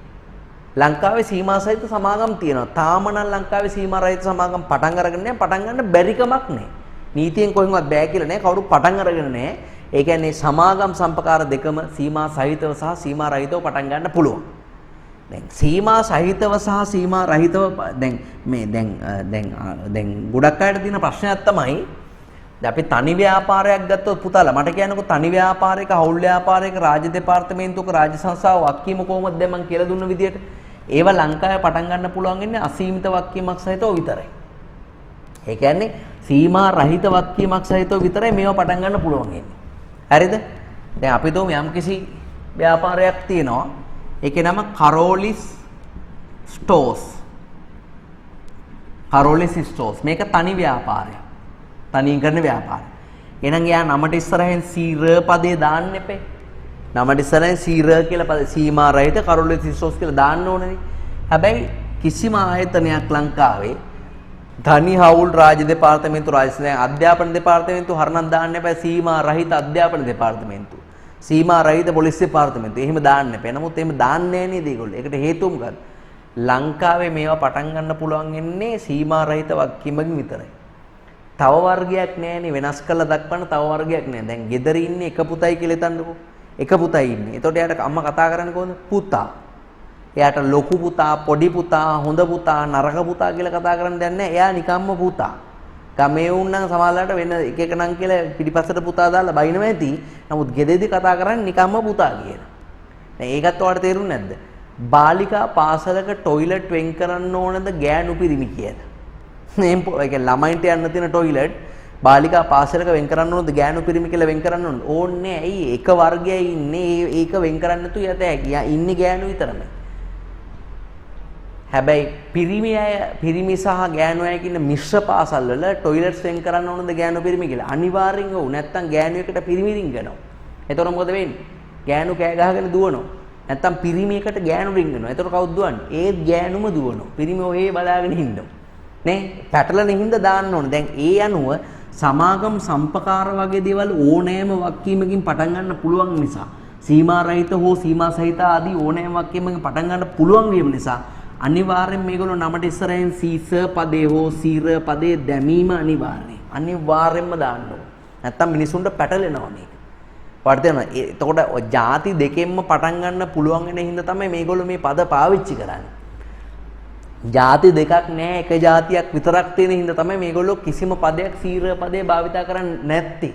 සීර පදේ භාවිතා කරන්න ඕනේ නැහැ ඒගොල්ලෝ. භාවිතා කළත් නැතත් මිනිස්සු දැනගන්න ඕනේ මෙන්න මේ ව්‍යාපාරවල වක්කීම කොහමද සීමා රහිතයි කියලා. ඔන්න ඕකයි පුතා ඔයයි තියෙන සරල තේරුම වෙන්නේ. ඒතර මම පුතාලට දැන් ඉගැන්නුවේ නීතිමය පුද්ගලභාවය. මොකද්ද නීතිමය පුද්ගලභාවය කියලා කියන්නේ? කිසියම් ව්‍යාපාරයකට නීති ඉදිරියේ වෙනම පුද්ගලයෙකු ලෙස පිළිගැනීමක් ලැබී. කිසියම් ව්‍යාපාරයක් නීති ඉදිරියේ වෙනම පුද්ගලයෙකු ලෙස පිළිගැනීම. නීතිමය පුද්ගලභාවය. මට කියන්නේ ලංකාවේ නීතිමය පුද්ගලභාවයේ තියෙන ව්‍යාපාර තුනයි තියෙන්නේ. මොනවාද? සමාගම් තියෙනවා, සමුපකාර තියෙනවා, රාජ්‍ය සංස්ථා තියෙනවා. අනිත් එකකටවත් නීතිමය පුද්ගලභාවය නැහැ. හරි ඒකේ වාසිය තමයි නීතිමය පුද්ගලභාවයේ තියෙන ව්‍යාපාරයකට සියලු නීතිමය කටයුතු ව්‍යාපාරය නමින් කරන්න පුළුවන්.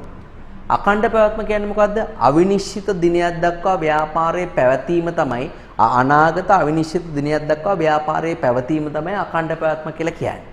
නීතිමය පුද්ගල භාවයේ තියෙන බොහෝ ව්‍යාපාර වලට මොකක්ද තියෙන්නේ? අඛණ්ඩ පැවැත්ම තියෙන. ඒ කියන්නේ සමාගම් සම්පකාර වලට අඛණ්ඩ පැවැත්ම තියෙනවා. ඒ වගේම රාජ්‍ය සංස්ථා සමාගම් සම්පකාර වලට අඛණ්ඩ පැවැත්ම තියෙනවා. ඊට අමතරව රාජ්‍ය දෙපාර්තමේන්තුව වලට අඛණ්ඩ පැවැත්මක් තියෙනවා. නීතිමය පුද්ගල භාවය නැතුණාට මම කිව්වා අමාත්‍යාංශයක් යටතේ තියෙන හින්දා එහෙම තියෙනවා කියලා. ඊට පස්සේ ලියාපදිංචිය කියලා කියන්නේ මොකද්ද පුතේ? කිසියම් ව්‍යාපාරයක නාමය කිසියම් නීතියක් යටතේ රාජ්‍ය බලධාරී ආයතනයක් ඇතුළේ ලේඛනගත කළොත් ඒකට අපි කියනවා මොකද්ද? ලියාපදිංචිය කියලා. සංස්ථාපනය කියන වචනේ පාවිච්චි කරන්නේ ලියාපදිංචි කරපු ගමන් ඒ ව්‍යාපාරයට නීතිමය පුද්ගල භාවයක් ලැබෙනවා නම් ඒකට අපි කියනවා සංස්ථාපනයක් කියලා. සංස්ථාපනයේදී මොකද්ද වෙන්නේ? පුද්ගලයන් කණ්ඩායමකට එක් නාමයක් යටතේ කටයුතු කිරීමට අවස්ථාව දෙනවා. සමාගමක් ගත්තොත් එහෙම සමාගමක පුද්ගලයෝ ලක්ෂයක් ඉන්නවා. නමුත් ඒ සමාගම සීමා සහිත ABC සමාගම කියන නම යටතේ තමයි කටයුතු කරන්නේ. පුද්ගලයන් රාශියකට එක නමක් යටතේ ඒක රාශිය වෙන්න අවස්ථාව දෙනවා. ඒක තමයි සංස්ථාපනය දෙන්නේ. ඒක ලියාපදිංචියට පාවිච්චි කරන එක්තරා විදිහක ගෞරවාන්විත පදයක් වගේ. වගකීම කියන්නේ මොකද්ද පුතේ? බාහිර පාර්ශ්වයකින් ලබාගත් ණය ආපසු ගෙවන්න තියෙන බැදියාව තමයි වගකීම කියලා කියන්නේ. ඒතර ඒ වගකීම සීමා රහිත වෙන්නත් පුළුවන්, සීමා සහිත වෙන්නත් පුළුවන්. සීමා රහිතයි කියලා කියන්නේ යෙදූ ප්‍රාග්ධනත් ඉක්මවල පෞද්ගලික දේපල දක්වාවක් කියනවා නම් ඒකට අපි කියනවා මොකද්ද? සීමා රහිත වගකීමක් කියලා. හැබැයි යෙදූ ප්‍රාග්ධනය දක්වා විතරක් වක් කියනවා නම් අපි ඒකට කියනවා මොකද්ද? සීමා සහිත වගකීමක් කියලා. ඕනෝක තමයි මේ ව්‍යාපාර සංවිධාන ළමයින්ට බැරි වෙන්න බලපාන සහ එපා වෙන්න බලපාන ප්‍රධානම හේතු 4. හරි ව්‍යාපාර සංවිධාන බෑ එපා මට තේරෙන්නේ මට මේක අපිරියයි කියලා කියන්නේ ප්‍රධාන හේතුව මේ concept 4 හරියට අවබෝධ කර නොගැනීම. ඉතින් ඕක අවබෝධ කරගත්තා නම් ඕනම ව්‍යාපාර සංවිධානයක වාසිලියන්නත් පුළුවන් අවාසිලියන්නත් පුළුවන් ලක්ෂණ පිළිබඳව ඔබට හොඳ අවබෝධයක් තියෙනවා. තේරුණාද? හරි. හරි එමනම් අපි නිබන්ධනය අරගෙන දැන් ඊතුරු කොටස් ටික කරගෙන යමු. ගන්න පුතාලගේ ව්‍යාපාර සංවිධාන නිබන්ධනය.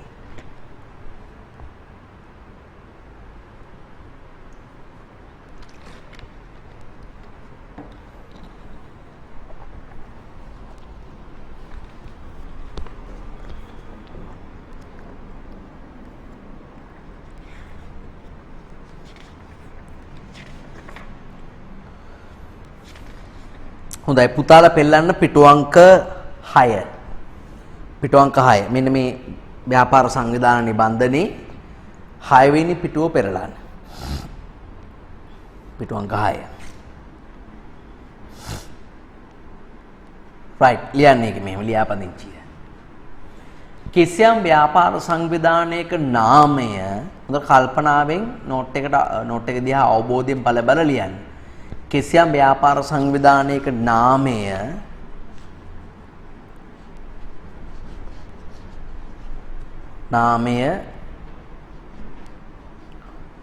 කිසියම් නීතියක් යටතේ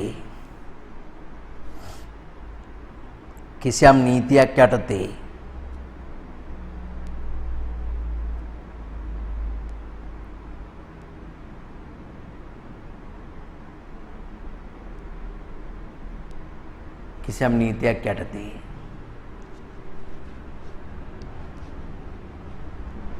රාජ්‍ය බලධාරී ආයතනයක් තුල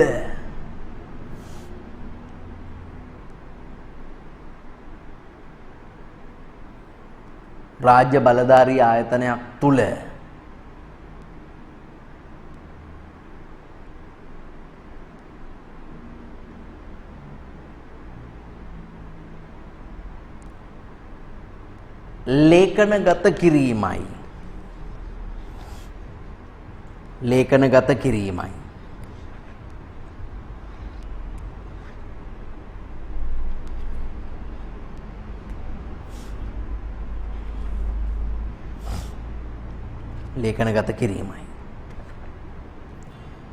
මෙරට පවතින නීතිය අනුව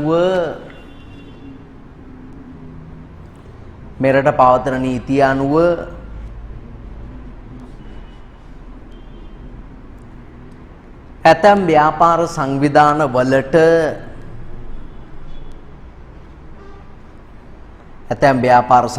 වලට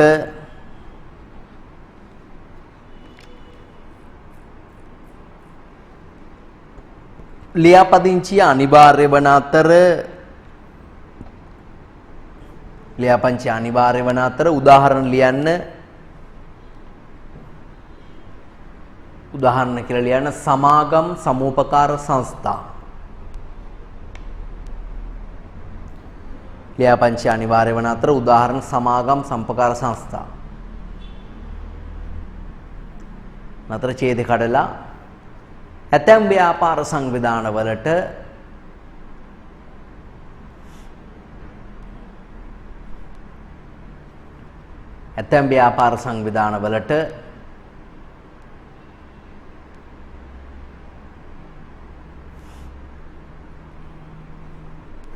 ලියාපදිංචිය අනිවාර්ය නොවේ.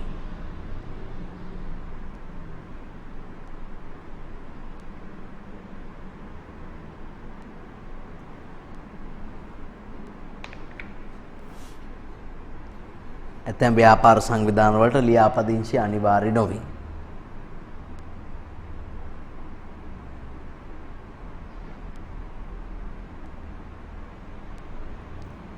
උදාහරණ ලියන්න තනි ව්‍යාපාර හවුල් ව්‍යාපාර.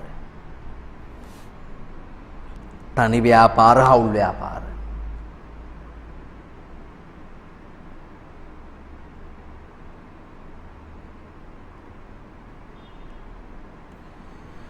right ඒකේ දෙවෙනි සංකල්පයට යමු සංස්ථාපනය. සංස්ථාපනය මෙහෙම ලියන්න.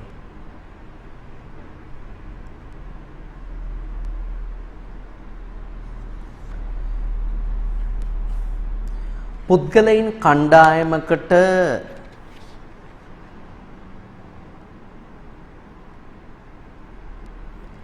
එක් නාමයක් යටතේ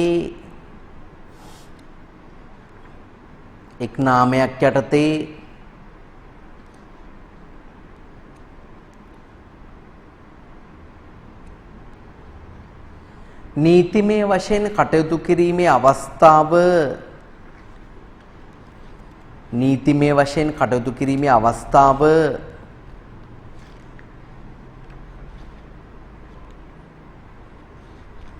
සංස්ථාපනයේදී සිදුවේ.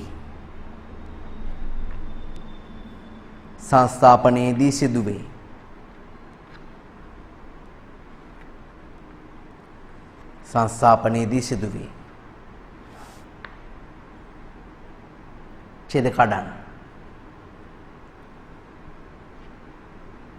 එනම් යම් ව්‍යාපාරයක් ලියාපදිංචි කළ පසු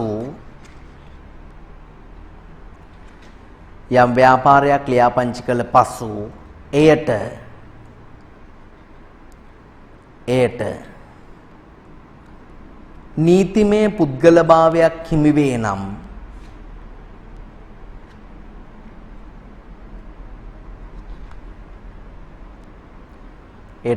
පුද්ගලභාවයක් හිමි වේ නම් එම තත්වය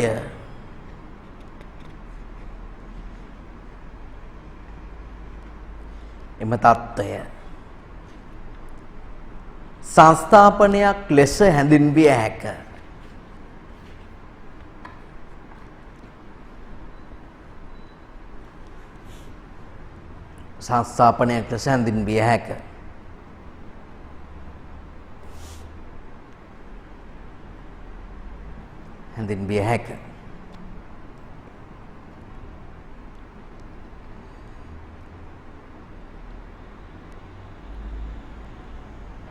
උදාහරණ ලියන්න.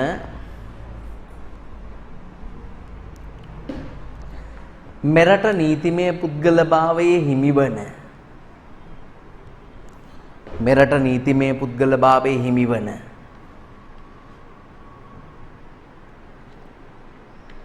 සමාගම්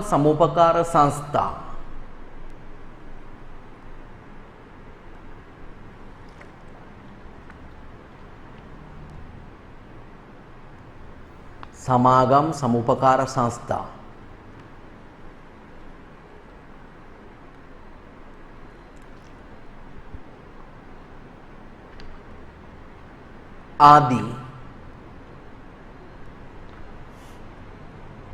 आदि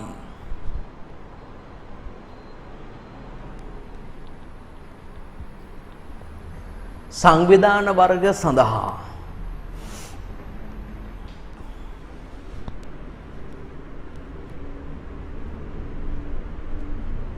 ආදී සංවිධාන වර්ග සඳහා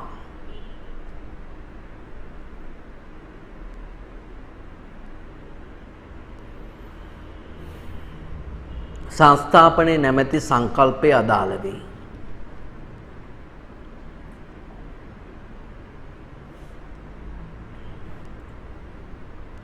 සංස්ථාපනයේ නැමැති සංකල්පය අදාළ වේ.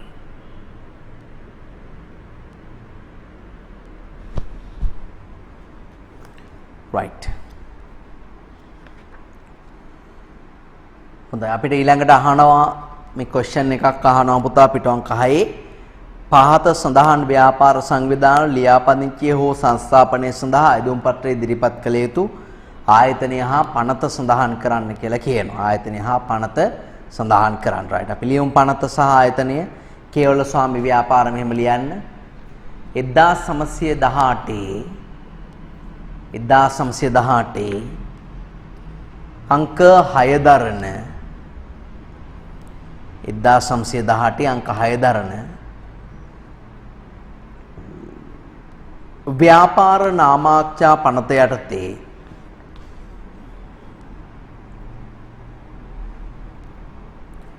ව්‍යාපාර නාමාක්ෂා පනත යටතේ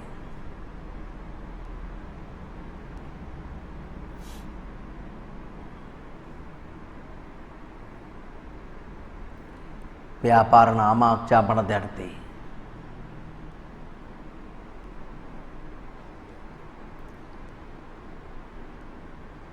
අදාළ ප්‍රාදේශීය ලේකම් කාර්යාලය තුල තව ආයතන තියෙනවා නමුත් ඕක තමයි ප්‍රායෝගිකම ආයතනය. අදාළ ප්‍රාදේශීය ලේකම් කාර්යාලය තුල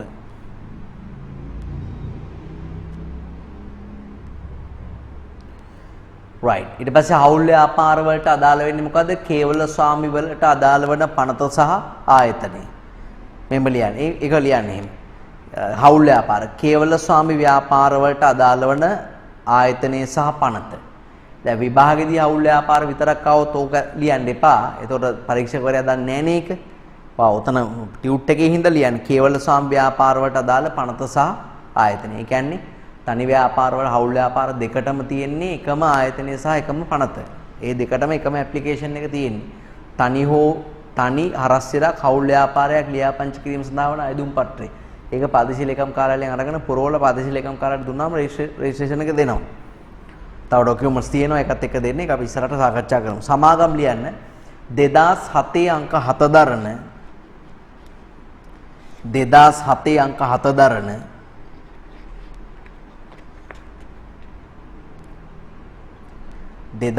අංක 7 දරන සමාගම් පනත යටතේ සමාගම් පනත යටතේ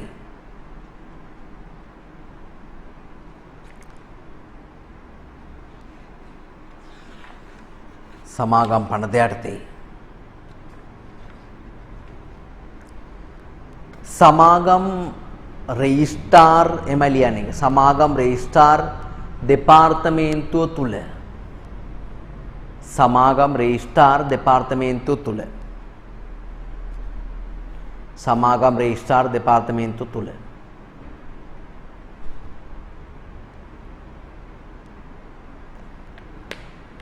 right සමුපකාර ඒක ලියන්න මෙන්න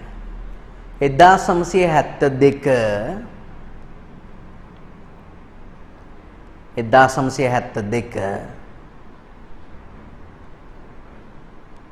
අංක 5 දරන 1972 අංක 5 දරන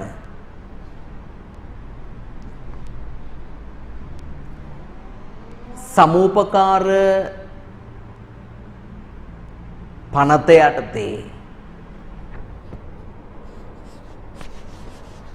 සමූපකාර පනත යටතේ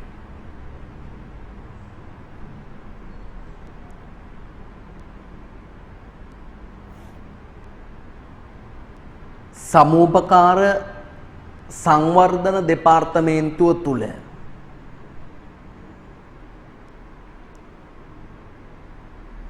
සමුපකාර සංවර්ධන දෙපාර්තමේන්තුව තුළ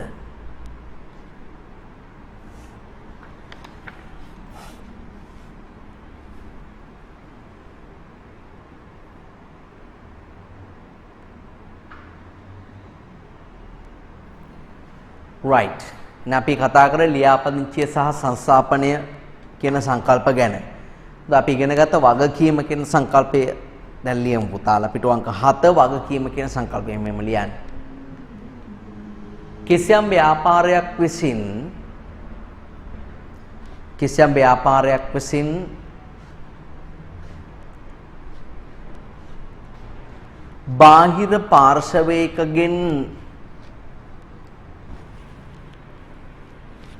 බාහිර පාර්ශවයකගෙන්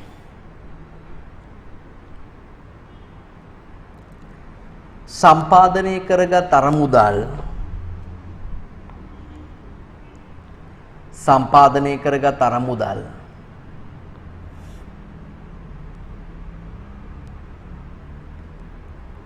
ආපසු ගෙවීම සඳහා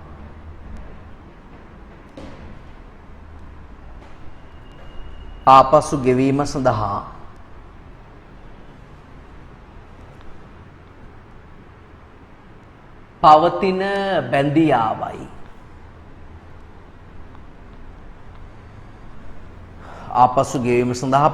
බැඳියාවයි.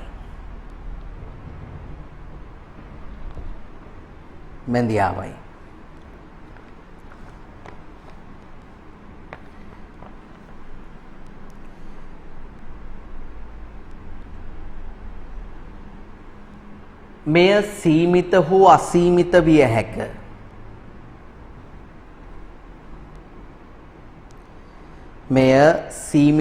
අසීමිත විය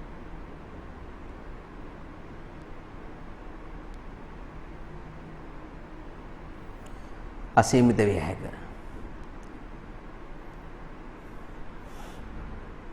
ඒකටම ලියන්න. මෙරට ඇතැම් ව්‍යාපාර සංවිධාන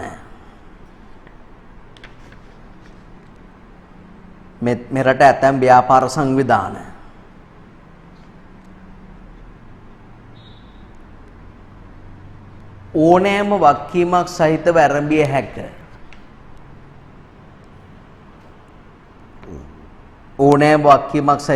හැක.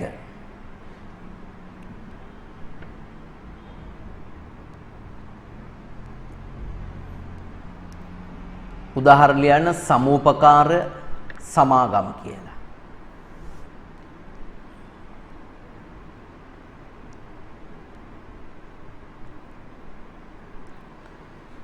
නමුත්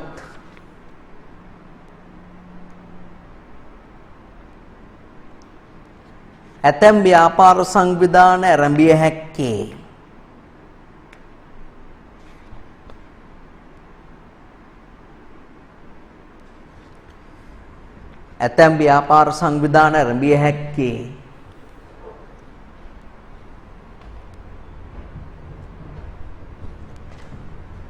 අසීමිත වගකීමක් සහිතව පමණි.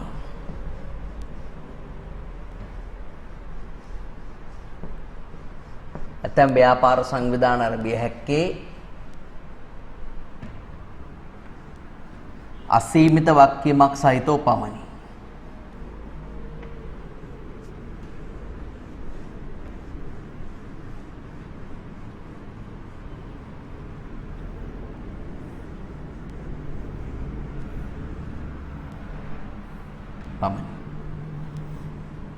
උදාහරණ ලියන්න තනි ව්‍යාපාර හවුල් ව්‍යාපාර.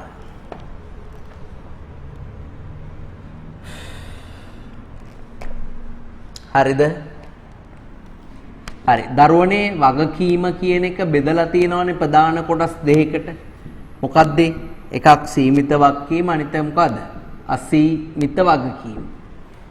අසීමිත වගකීම කියන එකේ තේරුම තමයි යෙදූ ප්‍රාග්ධනයත් ඉක්මවල පෞද්ගලික දේපල දක්වා වගකීනවා නම් ඒක අසීමිත වගකීම. එවැනි වගකීමක් තියෙන ව්‍යාපාර මොනවද? තනි ව්‍යාපාර, හවුල් ව්‍යාපාර, රාජ්‍ය දෙපාර්තමේන්තු, රාජ්‍ය සංස්ථා. රජය නිසා අසීමිත වගකීනවා. හරි. හැබැයි රජයේ හැම ව්‍යාපාරයක්ම අසීමිත නෙමෙයි. රජයේ වක්කීම සීමිත කරගන්න පටන් ගත්ත ව්‍යාපාර සංවිධානය වෙන්නේ මොකද්ද? සමාගම්. රජයටත් තියෙනවා සමාගම්. ඒවයි වක්කීම සීමිතයි රජයේ. දැන් සීමිත වගකීම කියන එක ඕනනම් පුතේ කොටස් දෙකකට බෙදන්න පුළුවන්. එකක් තමයි අපේන් සීමිත වගකීම. අනිත් එක තමයි කොටසින් සීමිත වගකීම. කොටසින් සීමිත වගකීම. මොකද මේ දෙකේ වෙනස? මේ දෙකේ වෙනස මෙහෙමයි. දැන් මේවා සමාගම් වල තමයි තියෙන්නේ. සමාගම් හෝ සම්පකාරවල තියෙන සම්පකාරවල කොටසින් සීමිත වගකීම. දැන් මම සමාගමක රුපියල් 10 කොටස් 10000ක් අරගෙන තියෙනවා කියලා හිතන්නකෝ. මම සමාගමක 10 කොටස් 10000ක් අරගෙන. ඒ කියන්නේ මම ආයෝජනය කළ තියෙන මුදල කීයද? ලක්ෂ 1යි. මම ආයෝජනය කළ තියෙන මුදල කීයද? ලක්ෂ 1යි. හරි. එතකොට ආයෝජනය කළ තියෙන මුදල ලක්ෂ 1යි කියලා හිතන්නකෝ මං. කොහොම හරිලා අපේ කම්පැනි බංකොලොත් වෙනවා. කම්පැනිට ණය ගෙවා ගන්න බෑ. කම්පැනි බුන්නත් වෙනවා. බංකොලොත් වෙනවා. එතෙන්දී ඒගොල්ලෝ මං දාපු ප්‍රාග්ධනය පාවිච්චි කරනවා ණය ගෙවන්න. ඒතර මට ආයි කම්පැනි මං දාපු ලක්ෂ ඉල්ල ගන්න බෑ. කම්පැනියේ ණය ගෙවා ගන්න බැරුව ඒ හැම සල්ලියක්ම යට කරලා ඉවරයි. හරි. හැබැයි කම්පැනියේ තවත් ණය තියෙනවා ළමයි. කම්පැනියේ තවත් ලක්ෂ 100ක් විතර ණයයි. ඒ ලක්ෂ 100 ගෙවන්න මම සත පහක්වත් ගෙදරින් යවන්නේ නැහැ. මගේ තියෙන වත්කම් බෙකොල්ලා පොකට් එකෙන් අරගෙන හරි සාක්කුවෙන් අරගෙන කිසිම වෙලාවක සත පහක්වත් යවන්නේ නැහැ. මං දාපු ප්‍රාග්ධනය දක්වා විතරක් වක් කියනවා. මම මිලදී ගත්ත කොටස් වල අගය දක්වා විතරක් වක් කියනවා නම් මම ඒකට කියනවා කොටසින් සීමිත වක්කීම කියලා. සාමාන්‍යයෙන් ලංකාවේ කොටසින් සීමිත වක්කීම තියෙනවා සමාගම් වලයි අනිත් එක මොකද්ද? සමූපකාර වලයි තමයි කොටසින් සීමිත වක්කීම තියෙන්නේ. හරි? ඒව තමයි ඒගොල්ලෝ මේ සමාගම් හෝ සම්පකාර නම පාවිච්චි කරනකොට ඉස්සරහින් සීස පදේ පාවිච්චි කරන්නේ පුතේ සීමා සහිතයි කියන එක. තමන්ගේ වක්කීම සීමා සහිතයි කියන එක පෙන්වන්න තමයි මේ සීමිතයි කියන එක පෙන්වන්න තමයි සීස පදේ පාවිච්චි කරන්නේ. අපේන් සීමිත වක්කීම කියලා කියන්නේ මේ වගේ දෙයක්. ඒකේ කොටස් කතා මුකුත් නැහැ. ඔයා හිතන මම ව්‍යාපාරයකට ලක්ෂ 10ක් ප්‍රාග්ධනය දාලා තියෙනවා. ලක්ෂ 10ක්. හැබැයි මම අප වෙනවා ලක්ෂ 15 දක්වා. වක්කීම් පේවන්න. ලක්ෂ 10ක් මම මුදලින් දාලා තිනවා. මම අප වෙලා තිනවා ලක්ෂ 15 දක්වා. ඒකේ තේරුම තමයි හදිසියරි කම්පැනි බංකොලොත් වෙලා ණය පියවන්න බැරි වෙලා බංකොලොත් වුණොත් එහෙම මගේ ලක්ෂ 10 අනිවාර්යෙන් කම්පැනි පාවිච්චි කරනවා ණය පියවන්න. ඒක ඔයා දන්නවා.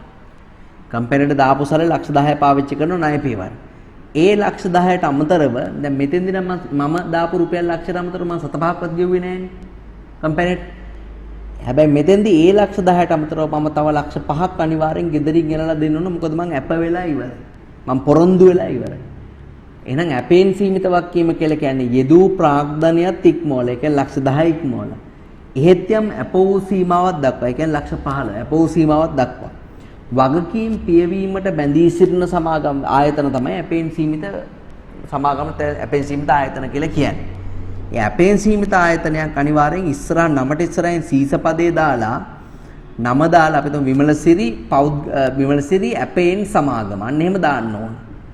වරහන් ඇතුලේ තමන්ගේ සීමිතයි වක්කීම සීමිතයි හැබැයි ඒක අපේන් සීමිතයි. ඒ කියන්නේ මුළු ගෙදර තියෙන ඔක්කොම වත්කම් විකුණන්නේ නැහැ ලක්ෂ 5ක් විතරයි මම වක් කියන්නේ. දැන් මේ අපේන් සීමිත වගකීමද දරුවනේ වඩා හොඳ අසීමිත වගකීමද? ඔයා හිතන්නේ අපේන් සීමිත වගකීමද වඩා හොඳ අසීමිත වගකීමද වඩා හොඳ? වඩා හොඳ අපේන් සීමිත වගකීම. උපරිම තව ලක්ෂ 5යි යන්නේ. මේක එහෙම නෙමෙයි ඇඳිවත පවා විකුණලා ණය ගෙවන්න වෙනවා. ඒකයි මේ දෙකේ තියෙන වෙනස වෙන්නේ. ඔයාලට තේරෙනවද මම කියනද පුතේ? හරි? රයිට්. ඒ කියන්නේ යම් කෙනෙක් ඉස්සරහට සීස පදේ පාවිච්චි කරනවා නම් එයාගේ වක්කීම සීමා සහිතයි. ඒ වගේම වරහන් ඇතුලේ අපේන් කියන වචනේ පාවිච්චි කරනවා නම් එයාගේ වක්කීම අපේන් සීමිතයි. අපේන් සීමිතයි. හරි? රයිට්. අපේන් සීමිත විදිහට ලංකාවේ පටන් ගන්න පුළුවන් වෙන්නේ සමාගම් විතරයි. වෙන කිසිම ව්‍යාපාර සංවිධානයකට අපේන් සීමිත විදිහට පටන් ගන්න බෑ. ඔයාලට තේරෙනවද? හරි. එහෙනම් නෝට් එක කියවන්න බලන්න සීමිත වක්කීම කියන්නේ යම් සීමාවක් දක්වා වක්කීමට බැඳීම තමයි සීමිත වක්කීම කියලා කියන්නේ. සීමිත වක්කීමෙන් තමන්ගේ පුද්ගලික දේපල ආරක්ෂා කර ගන්න පුළුවන්. කොටසින් සීමිත වක්කීම කියලා කියන්නේ මිලදීගත් කොටස් ප්‍රාග්ධනයේ වටිනාකම දක්වා පමණක් වක් කියනවා නම් ඒක මොකද්ද? කොටසින් සීමිත වක්කීම. මේ වගේ ව්‍යාපාරයක් නම පාවිච්චි කරනකොට අනිවාර්යයෙන් වක්කීමේ ස්වභාවය නමට ඉස්සරහින් පාවිච්චි කරන්න ඕනේ. උදාහරණයකුත් දීලා තියෙනවා. අපේන් සීමිත වක්කීමක් කියලා කියන්නේ යෙදූ ප්‍රාග්ධනයත් ඉක්මවල හැබැයි යම් අපෝ සීමාවක් දක්වා වක්කීමට බැඳීමයි. ඒක ඉරි ගහ ගන්න අපෝ සීමාවක් දක්වා වක්කීමට බැඳීමයි කියන. උඩේ ඉරි ගහ ගන්න මිලදීගත් කොටස් ප්‍රාග්ධනයේ වටිනාකම දක්වා පමණයි කියන. අනිවාර්යෙන් අපේන් සීමිත සමාගමක් නම පාවිච්චි කරනකොට වරහන් ඇතුලේ අපේන් කියන වචනේ පාවිච්චි කරන්න ඕනේ. අසීමිත වාක්‍යම කියලා කියන්නේ පුතේ යෙදූ ප්‍රාර්ථනාත් එක්කම තමන්ගේ පෞද්ගලික දේපල දක්වාම වාක්‍යයට බැඳීමයි ඉරිගා ගන්න පෞද්ගලික දේපල දක්වා කියන වචනේ. සමහර වෙලාවට සීස පදේ දාන්න වෙනවා, සමහර සීස පදේ දාන්න සීර පදේ දාන්න වෙන්නේ. මේ සමාගම් නම් ඉස්සරහට සීමා සහිතන සීස පදේ, සීමා රහිතන සීර පදේ දාන්න ඕනේ. හැබැයි හවුල් ව්‍යාපාර, තනි ව්‍යාපාර, රාජ්‍ය දෙපාර්තමේන්තු රාජ්‍ය සංස්ථා අනිවාර්යෙන් ලංකාවේ පටන් ගන්න පුළුවන් වෙන්නේ කොහොමද? සීමා රහිත වාක්‍යයක් සහිත එක જાතියයි ඉන්නේ. ඒක නිසා සීර පදේ දාන්න ඕන නැහැ. විශේෂණ පද දාන්න ඕනේ නැහැ. මම පැහැදිලි කළා. right පහත් දැක්වෙන ව්‍යාපාර සංවිධාන වාක්‍යම කෙබඳුද කියලා අහනවා. කේවල ස්වාමි හවුල් බද්ධ ව්‍යාපාර ඒ තුනටම අසීමිතයි කියලා ලියන්නේ. කේවල අසීමිතයි, හවුල් ව්‍යාපාර අසීමිතයි, බද්ධ ව්‍යාපාර අසීමිතයි. තුනම අසීමිතයි වාක්‍යය. සමාගම් සීමිත හෝ අසීමිත. ඒ දෙකකින් කෝ සීමිතයි නැත්නම් අසීමිතයි. සීමිත හෝ අසීමිතයි. රාජ්‍ය දෙපාර්තමේන්තු සංස්ථා අසීමිතයි. ඒ දෙකටම අසීමිතයි අසීමිතයි. සම්පකාර සීමිත හෝ අසීමිත. සීමිත හෝ අසීමිත.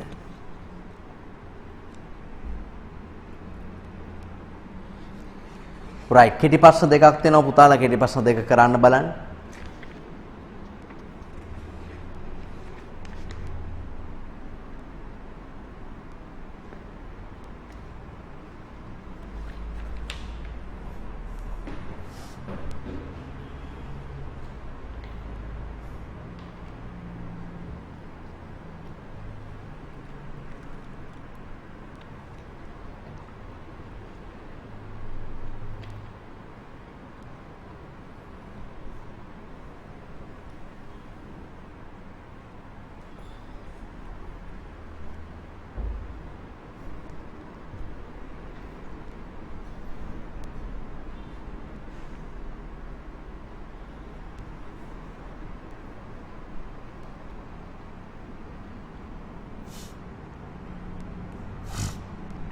උත්තර බලමු.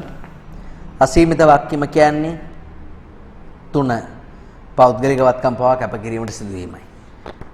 සීමිත වාක්‍යම කියලා කියන්නේ ආයෝජන පමණක් සීමා වීමයි. තුන. හොඳයි. දැන් අපි නීතිමය පුද්ගල භාවය කියන සංකල්පේ ලියමු. එම ලියන්න.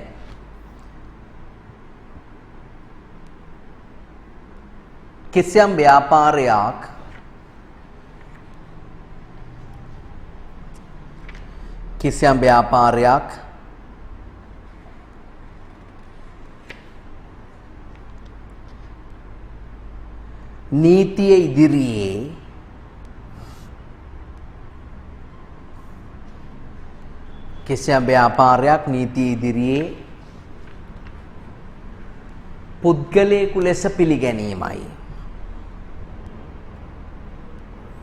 පුද්ගලයෙකු ලෙස පිළිගැනීමයි.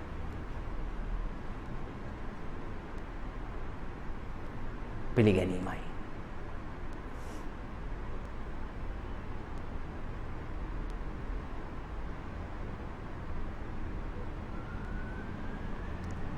පිළිගැනීමයි.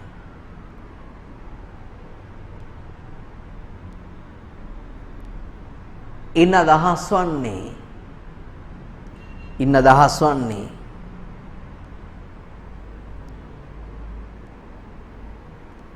අදාළ ව්‍යාපාරයට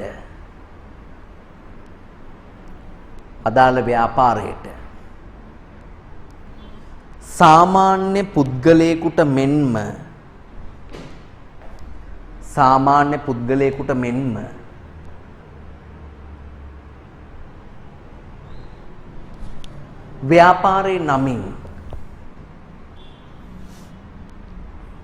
ව්‍යාපාරේ නමින් නීතිමය කටයුතු කළ හැකි වීමයි.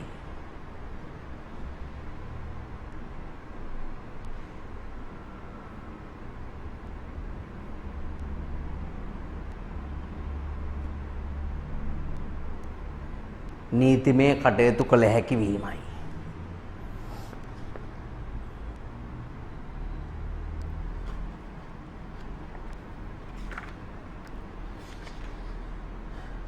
මෙරට ඇතැම් ව්‍යාපාර සංවිධාන වර්ග සඳහා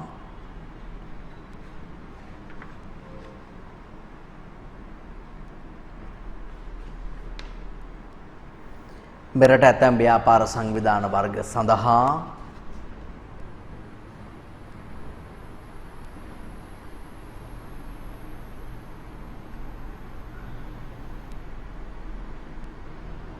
නීතිමය පුද්ගලභාවයක් හිමි වේ.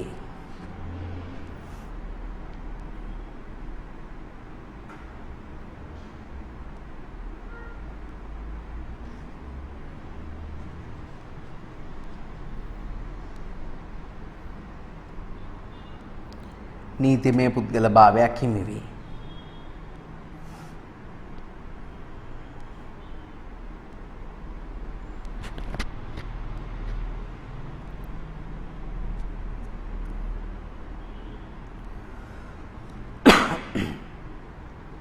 උදාහරණ ලියන්න. සමාගම් සමූපකාර සංස්ථා. සමාගම් සමූපකාර සංස්ථා.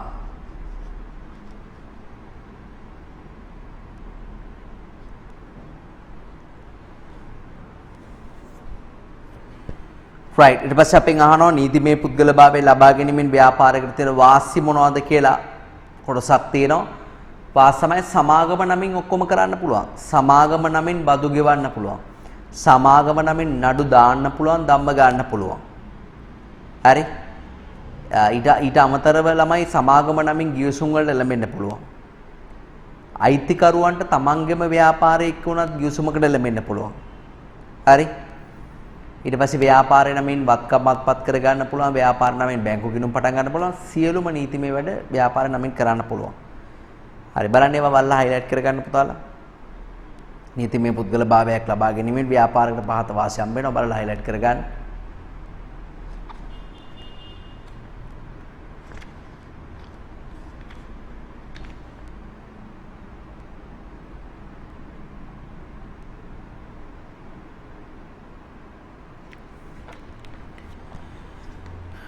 ව්‍යාපාරට අඛණ්ඩ පැවැත්මක් ලැබෙනවා, නීතිමය පුද්ගලභාවයක් තියෙනවා කියලා කියන්නේ. ඊට පස්සේ අභ්‍යාසයක් තියෙනවා පහත දැක්වෙන ව්‍යාපාර සංවිධානවල නෛතික පුද්ගලභාවය කෙබඳුද කියලා. ඒක ව්‍යාපාර සංවිධානයේ නම දිහා බලලා අපිට එකපාරට හිතා ගන්න බෑ. අපි අනිවාර්යෙන් දැනගත යුතුයි ලංකාවේ නීතිය අනුව නීතිමය පුද්ගලභාවය තියෙන සංවිධාන තුනයි තියෙන්නේ. මොනවාද? සමූපකාර, සංස්ථා, සමාගම්.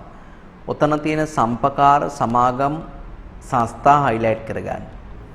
සමූපකාර, සමාගම්, සංස්ථා highlight කරගෙන ඉස්සරහෙන් ලියන්න නීතිමය පුද්ගලභාවය ඇත කියලා. කෙටි කරලා ලියන්න නීපු ඇත. නීපු කියන්නේ නීතිමය පුද්ගලභාවය.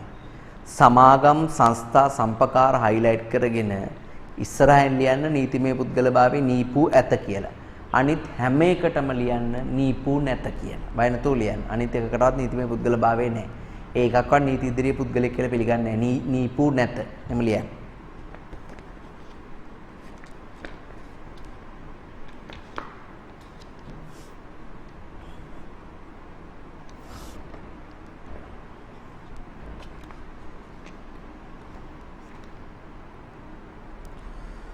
right පුතාලා පෙල්ලන්න කෙලින්ම පිටු අංක 12.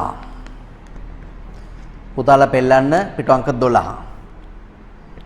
පහත දැක්වෙන ව්‍යාපාර සංවිධාන සංස්ථාපිත හා සංස්ථාපිත නොවන ලෙස වර්ග කරන්න. පහත දැක්වෙන ව්‍යාපාර සංවිධාන සංස්ථාපිතයි සංස්ථාපිත නොවනයි කියලා වර්ග කරන්න තියෙන්නේ. හරි. සංස්ථාපිත ව්‍යාපාර බලන්න මොනවද කියලා. සංස්ථාපනය කරන්නේ ඔයා දන්නවා සංස්ථාපනය කරන්නේ මොනවද කියලා. මොනවාද? සමාගම්, සමූපකාර, සංස්ථා. ඒවා සංස්ථාපිත. අනිත් ඒවා ඔක්කොම සංස්ථාපිත නොවන. කේවල හවුල් බද්ද රාජ්‍ය දෙපාර්තමේන්තුව ඒවා සංස්ථාපිත නොවන. ඊට පස්සේ අපේ 9 වෙනි ප්‍රශ්නය අහනවා පිටු අංක 12 අභ්‍යාස අපි කරන්නේ සංස්ථාපිත හා සංස්ථාපිත නොවන ව්‍යාපාර අතර කවර වෙනස්කම් ඔබ දකීද කියලා. හරි සංස්ථාපිත පැත්ත ලියන්න නීතිමය පුද්ගලභාවයක් ලැබෙයි, අනිත් පැත්තේ නීතිමය පුද්ගලභාවයක් නොලැබෙයි. නීතිමය පුද්ගලභාවයක් ලැබෙයි, අනිත් පැත්තේ නීතිමය පුද්ගලභාවයක් නොලැබෙයි. සංස්ථාපිත අඛණ්ඩ පැවැත්මක් ඇත,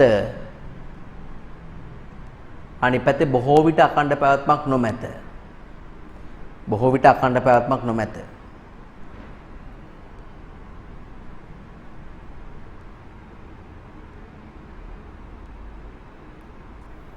සංස්ථාපිත ව්‍යාපාර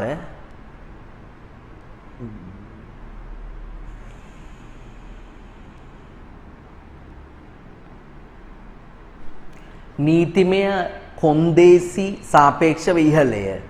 රැස්වීම් තියන්න, ගිණුම් තියන්න නීතිමය කොන්දේසි වැඩි. නීතිමය කොන්දේසි සාපේක්ෂව ඉහළය. අනිත් පැත්තේ සාපේක්ෂව අඩුය.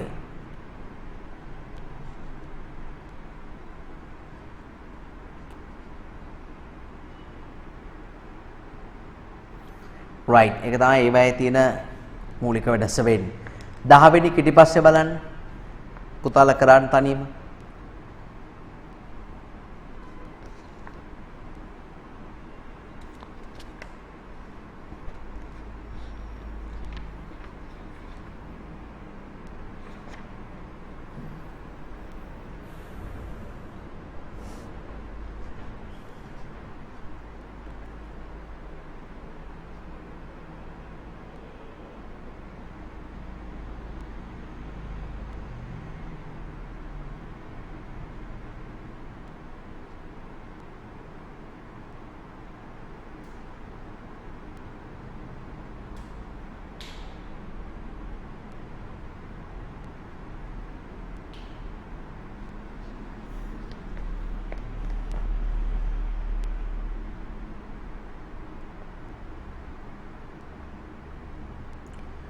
right නව ව්‍යාපාරයක් ආරම්භීම සඳහා ව්‍යාපාර සංවිධාන වර්ගයක් තෝරා ගැනීමේදී සැලකිලිමත් යුතු ප්‍රධාන කරුණු මොනවාද කියලා අහනවා. නව ව්‍යාපාරයක් ආරම්භීම සඳහා ව්‍යාපාර සංවිධානයක් තෝරා ගැනීමේදී සැලකිලිමත් යුතු කරුණු වලට පුතේ පිහිටවන ස්ථානය අනුව සමාගමක්ද තනිද හවුල්ද කියන එක පිහිටවන ස්ථානය අනුව අපිට තීරණය කරන්න බෑනේ. ඒතර පළවෙනි එකේ පිහිටවන ස්ථානය කියන එක තියෙනවා. ඒක ගන්න බෑ. වෙළඳපොළ කොටස අඩුද වැඩිද කියන එක ව්‍යාපාර සංවිධාන වර්ගයක් තීරණය කරන සාධකයක් නෙමෙයි. ව්‍යාපාරයේ ස්වභාවය හරි අවශ්‍ය ප්‍රාග්ධනයේ නීතිමය අවශ්‍යතා අවදානමේ ස්වභාවය.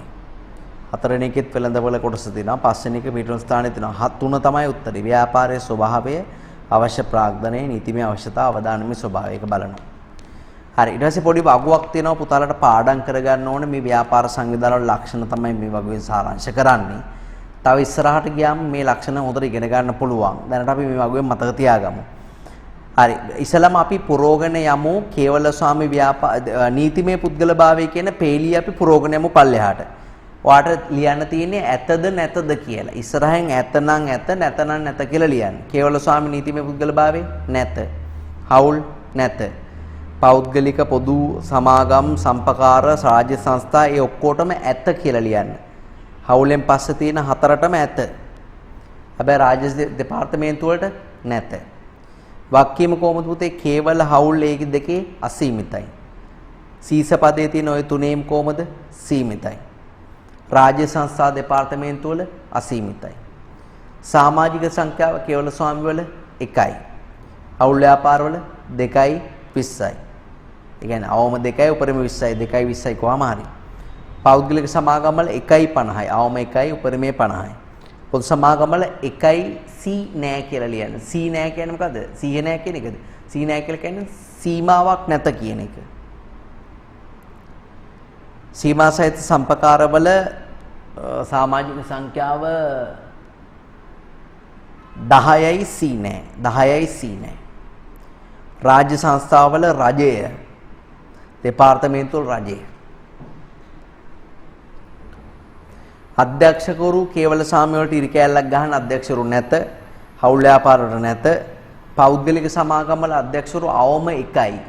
තාම පෞද්ගලික සමාගම් පැත්ත උගලන්නේ නැහැ ඔයගලන්ට. මම මේ වගුවෙන් එක සාරාංශ කරනවා විතරයි. අවම අධ්‍යක්ෂකවරු 1යි. පොදු සමාගම් වල අධ්‍යක්ෂකවරු අවම 2යි. සම්පකාර වල 7යි. අවම උපරිම කතාන්නේ නිකම්ම 7යි. රාජ්‍ය සංස්ථා නිශ්චිත නොවේ. ඒ කියන්නේ අධ්‍යක්ෂකවරු ඉන්නවා ගාන කියන්න බෑ. සංස්ථාවෙන් සංස්ථාවට වෙනස් වෙනවා. විෂය භාර ඇමතිගේ නෑදෑයෝ වැඩි නම් සංස්ථාවලට වැඩිපුර අධ්‍යක්ෂකවරුපත් වෙනවා. රාජ්‍ය දෙපාර්තමේන්තුව නැත. අධ්‍යක්ෂකවරු නැත නෑ. කොටසක අගයක් ගන්න වෙළඳපොලේ කොටසකුණක් නැහැ. කේවල ස්වාමී හවුල් ව්‍යාපාර කෙටි කෑල්ලක් ගහගන්න. ඒ දෙකටම කොටසලාගේ නැහැ. පෞද්ගලික සමාගම් පොදු සමාගම් නිශ්චිත නොවේ. සම්පකාර රුපියල් 100යි. පෞද්ගලික සමාගම් පොදු සමාගම් නිශ්චිත නොවේ. සම්පකාර රුපියල් 100යි. රාජ්‍ය සංස්ථා නිශ්චිත නොවේ කොටසකගේ කොටස් තියෙනවා නිශ්චිත වෙන්නේ. රාජ්‍ය දෙපාර්තමේන්තු නැත කොටස් නැහැ.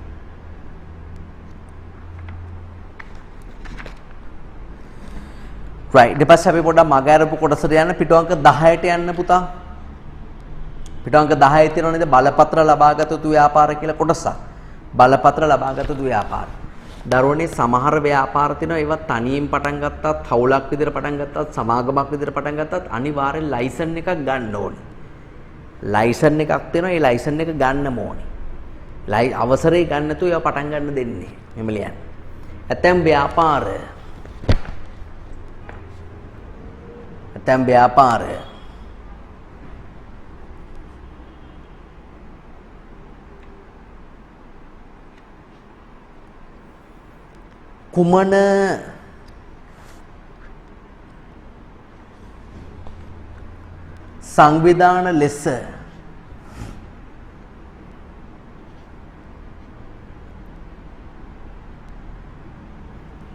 කුමන සංවිධාන ලෙස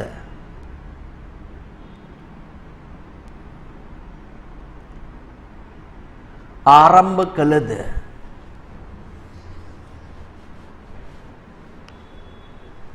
ඒවායි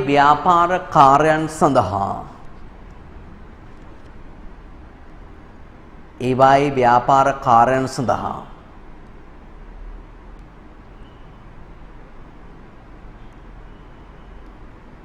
රාජ්‍ය බලධාරී ආයතන වෙතින්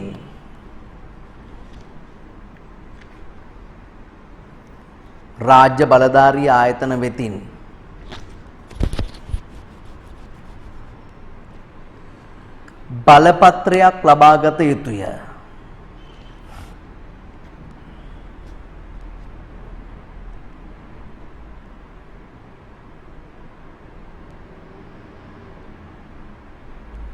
බලපත්‍රයක් ලබාගත යුතුය.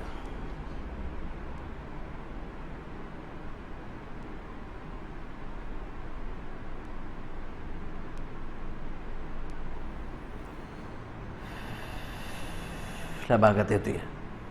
right ඒ වගේ උදාහරණ කීපයක් පහක් දැක්කනේ. ඒවා මේ උදාහරණ කීපේ මත තියාගත්තාම ඇති වැඩි එක්ස්ප්ලෝර් කරන්න. ඒ කියන්නේ වැඩි හොයන්න යන්න ඕනේ නැහැ. මොකද මේවා නිකන් උදාහරණට විතරයි දීලා තියෙන්නේ.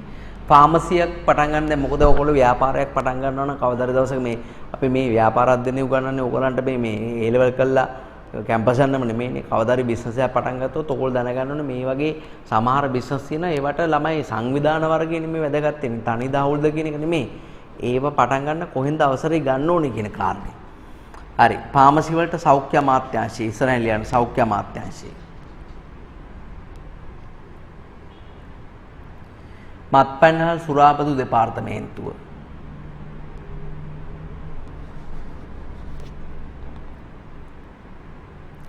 මුද්‍රණාල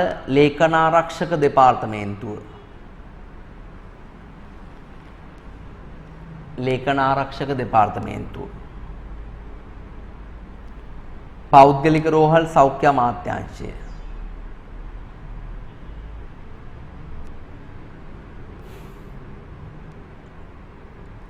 නියෝජිත තැපැල් කාර්යාල තැපැල් දෙපාර්තමේන්තුව.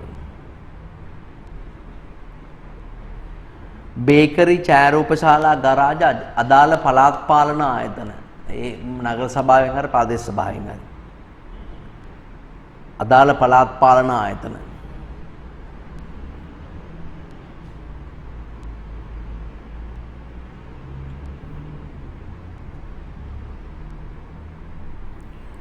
පුපුරන ද්‍රව්‍ය නිෂ්පාදනය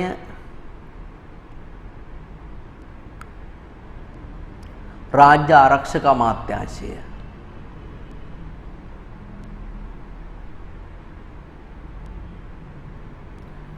වාණිජ බැංකු මූල්‍ය සමාගම් ශ්‍රී ලංකා මහ බැංකුව.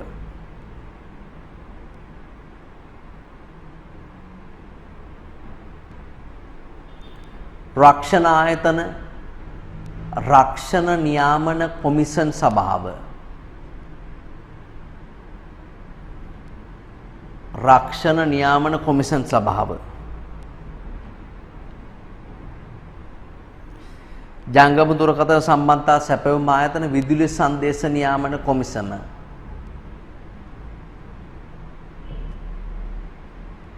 විදුලි සංදේශ නියාමන කොමිසම. රූපවාහිනී නාලිකා ජනමාධ්‍ය අමාත්‍යාංශය.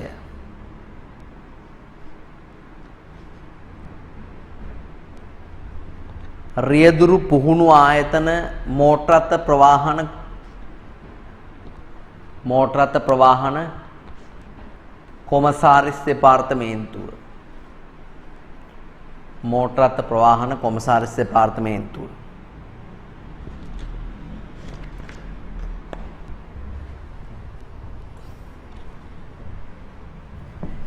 right.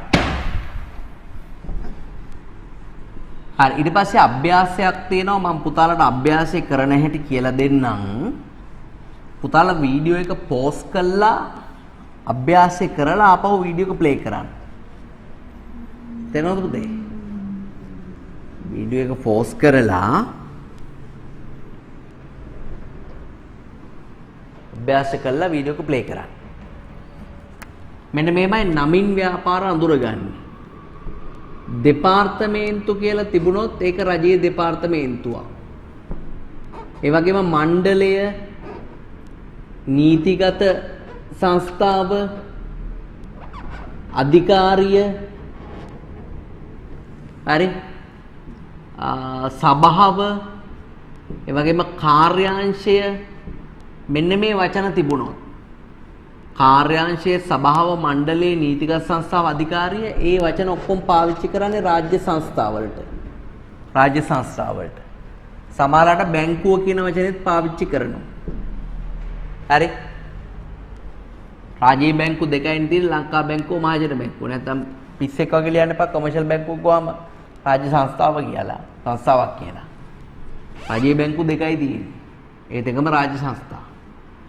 ඒ වගේම සීස පදේ පාවිච්චි කරොත් සීමා සහිත ආයතනයක්. සීස පෞද් කියලා පාවිච්චි කළොත් සීමා සහිත පෞද්ගලික සමාගමක්. සීස පොදු කියලා පාවිච්චි කළොත් සීමා සහිත පොදු සමාගමක්. මොකද්ද? ලැයිස්තුගත වූ. ලැයිස්තුගත වූ. හරි.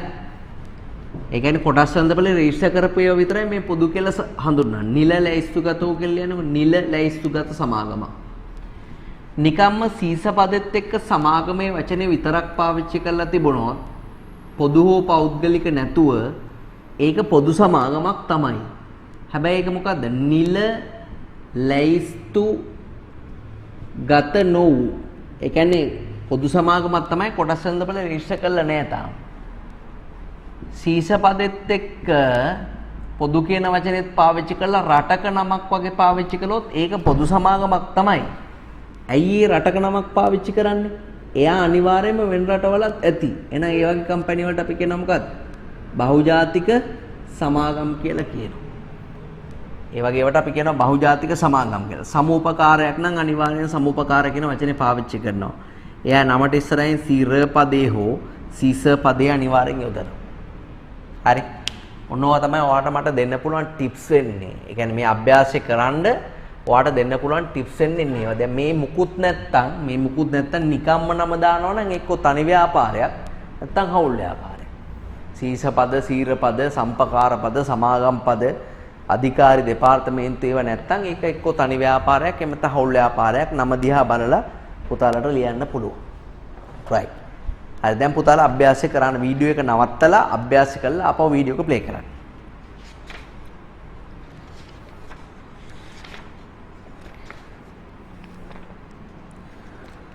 right. ඒකේ තියෙනවා නාමයෙන් ව්‍යාපාර සංවිධාන අඳුරගමු 10 වෙනි පිටුව විෂුවල් පොයින්ට් මුද්‍රණ ශිල්පියෝ ඉස්සරහට සීසපද සීරපද මුකුත් නැහැ. තනි හෝ හවුල් කියලා ලියන. තනි හරස්සිරක් හවුල්. ශිල්පියෝ කිව්වහම වාට හිතෙන්නේ හවුල් ව්‍යාපාරයක් කියලා. එක්කෙනෙක් ඉඳන් ශිල්පියා කියලා දාන්නේ නැහැ. දැන් උඩරට වෙලෙන් දා කියලා ලොරි වල ගහගෙන යන්නේ නැහැ. උඩරට වෙලෙන් දෝ කියලා ගහගෙන යන්නේ. එක්ක අපිට හරියටම කියන්න බෑ තනිද හවුල්ද කියලා. ඒ දෙකම අපි ලියනවා තනි හෝ හවුල්. කරෝලිස් සහපුත්‍රයෝ කිව්වහම අනිවාර්යෙන්ම හවුල් ව්‍යාපාරයක්. සීමා හයිකම්ස් ෆාමසි අපිට හොයන්න බෑ මොකද්ද කියලා. ඒතකොට තනි හෝ හවුල්. තනි හෝ හවුල්. සීමා සහිත විමලසිරි පෞද්ගලික සමාගම. එහෙනම් සීමිත සමාගමක් පෞද්ගලිකයි. මෙම ලියන්නේ. සීමා සහිත පෞද්ගලික සමාගම. සීමා සහිත පෞද්ගලික සමාගම. සීස විජිත යාපා පොදු රක්ෂණ සමාගම. මොකද්ද? සීමා සහිත පොදු සමාගම් වරහන් ඇතුලේ නිල ලැයිස්තුගත වූ. සීමා සහිත පොදු සමාගම් වරහන් ඇතුලේ නිල ලැයිස්තුගත වූ.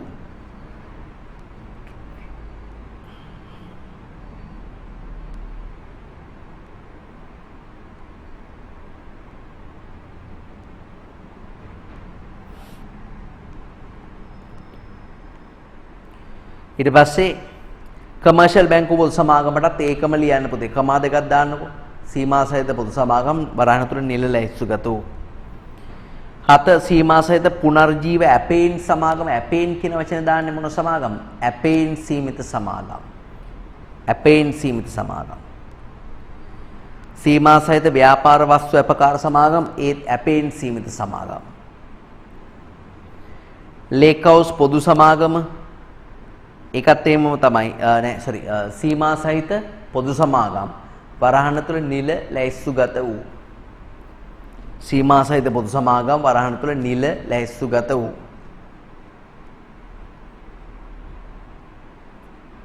දව සංස්ථාව රාජ්‍ය සංස්ථා.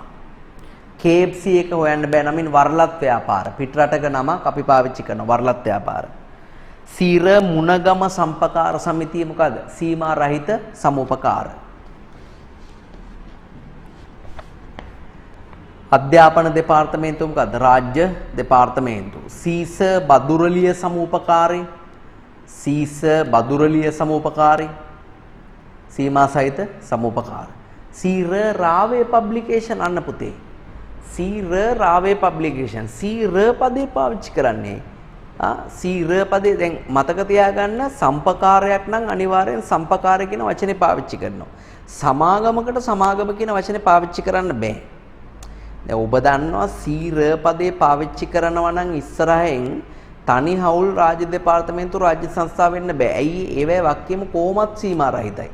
ඒවැයි වෙන ප්‍රභේදයක් ලංකාවේ නෑ. තනි ව්‍යාපාරවල සීමා සහිත ප්‍රභේදයක් තිබ්බනම් ඔන්න නමට ඉස්සරහෙන් දායි සීස හෝ සීර පද මොකද පැටලෙන නිසා. ගෙදර ළමයි දෙන්නෙක් ඉන්නවා නම් පුතා කියන්නේ දෙන්නම එනවා. එතකොට එක්කෙනෙක්ට කියනවා ලොකු පුතා අනිත් එක්කෙනාට කියනවා පොඩි පුතා කියලා. ඒ වගේ ಜಾති දෙකක් තියෙනවා නම් තමයි ඉස්සරහට විශේෂණ පදයක් දාන්නේ. ඕක සමාගමක්. සීමා රහිත සමාගම්. ඇයි සම්පකාරයකට හෝ සමාගමකට නේ ওই දෙකම දෙකෙන්ම පටන් ගන්න පුළුවන් ඉන්නේ. සම්පකාරයෙන් නම් සම්පකාර වචනේ තියෙන්න එපේ. සමාගමකට සමාගම කියන වචන අනිවාර්ය නැහැ. හරිද? තේරෙනවද මං කියන්නේ? සීමා සහිත ලංකා දුම්කොළ පොදු සමාගම ඔයා ලියන්න ඕන කොහමද? සීමා සහිත පොදු සමාගම් නිල ලැයිස්තුගත වූ බහුජාතික. සීමා සහිත පොදු සමාගම් නිල ලැයිස්තුගත වූ බහුජාතික.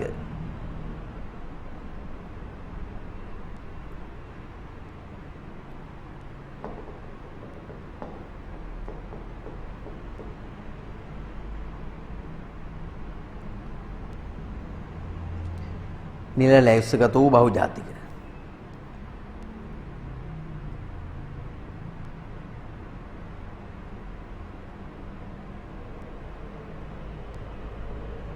හරි 17 18 කපන්න. ඒක ඕගොල්ලන් නමින් හොයාගන්න බෑ. 17 18 අභ්‍යාස මම අයින් කරනවා. 17 18 මම දෙක පෙර කරලා ඔයගොල්ලෝ පැටලෙනවා ඒකයි. ඔය ඇති හොඳට පුතේ.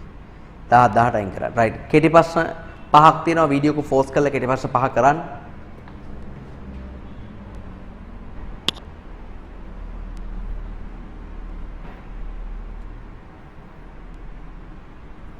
හරි උත්තර බලමු.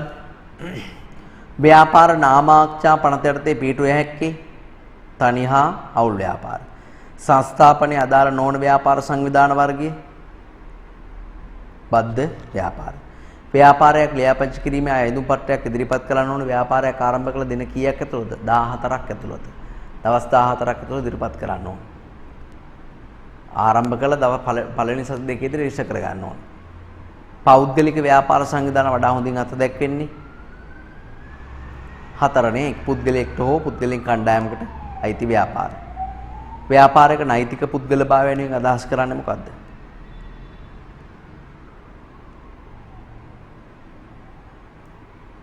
ව්‍යාපාරයේ නමින් කටයුතු කළ හැකි බවයි 4 උත්තරේ. right. හරි. එහෙනම් මේ කොටස් ටික අපි ඉවරයි. 12 වෙනි පිටුව වෙනකන් ඔයගොල්ලන්ට දැන් මම අවසන් කරලා තියෙන්නේ. අපිට ඊළඟ වීඩියෝ දැන් පුතේ ඔයා හොඳට මතක තියාගන්න මෙන්න මේ කාරණේ. හරි. ඔයගොල්ලන්ට පේනවනේ මේ වීඩියෝ එකේ ඩියුරේෂන් එක කොච්චරද කියලා. පළවෙනි පැයේදීම මම කළේ මොකද්ද? පැහැදිලි කරන එක. ඊට පස්සේ කළේ මම ලියන එක. පැයක් ගියා මට අර සංකල්ප හතර පැහැදිලි කරන්න හොඳට. ඒ සංකල්ප හතර එච්චර වෙලා අරගෙන පැහැදිලි කරේ වෙන කාරණයක් හින්දා නෙමෙයි. ඒ සංකල්ප හතර මත තමයි මුළු ව්‍යාපාර සංවිධාන පාඩමම රඳා පවතින්නේ. දැන් ඊටු ටික බටර් වගේ තමයි. දැන් ඔයාට කේවල ස්වාමීවරු ලියාපදිංචිය සංස්ථාපනය වගකීම අරමය කිව්ව ගමන් ඔයාට ඔක තේරෙනවා. ඔයාට තේරෙනවද? ඊටු ටික අපිට තාම සරලව කරගෙන යන්න පුළුවන්. ඒ නිසා අමාරුම කොට මේ වීඩියෝ එක ඇත්තරම දෙපාරක් බැලුවොත් කමන්නේ ඉස්සරහා මුල පැහැදිලි කිරීම. ඔයාට බලන්න පුළුවන් නම් දෙපාරක් බැලුවොත් ගැටලුවක් නැහැ. ඔයාට තේරෙනවද මම කියන දේ පුතා? right. හරි. එහෙනම් අපි ඊළඟ දවසේ කේවල ස්වාම ව්‍යාපාර කියන කොටසෙන් පටන් ගමු. ආයිබෝවන්.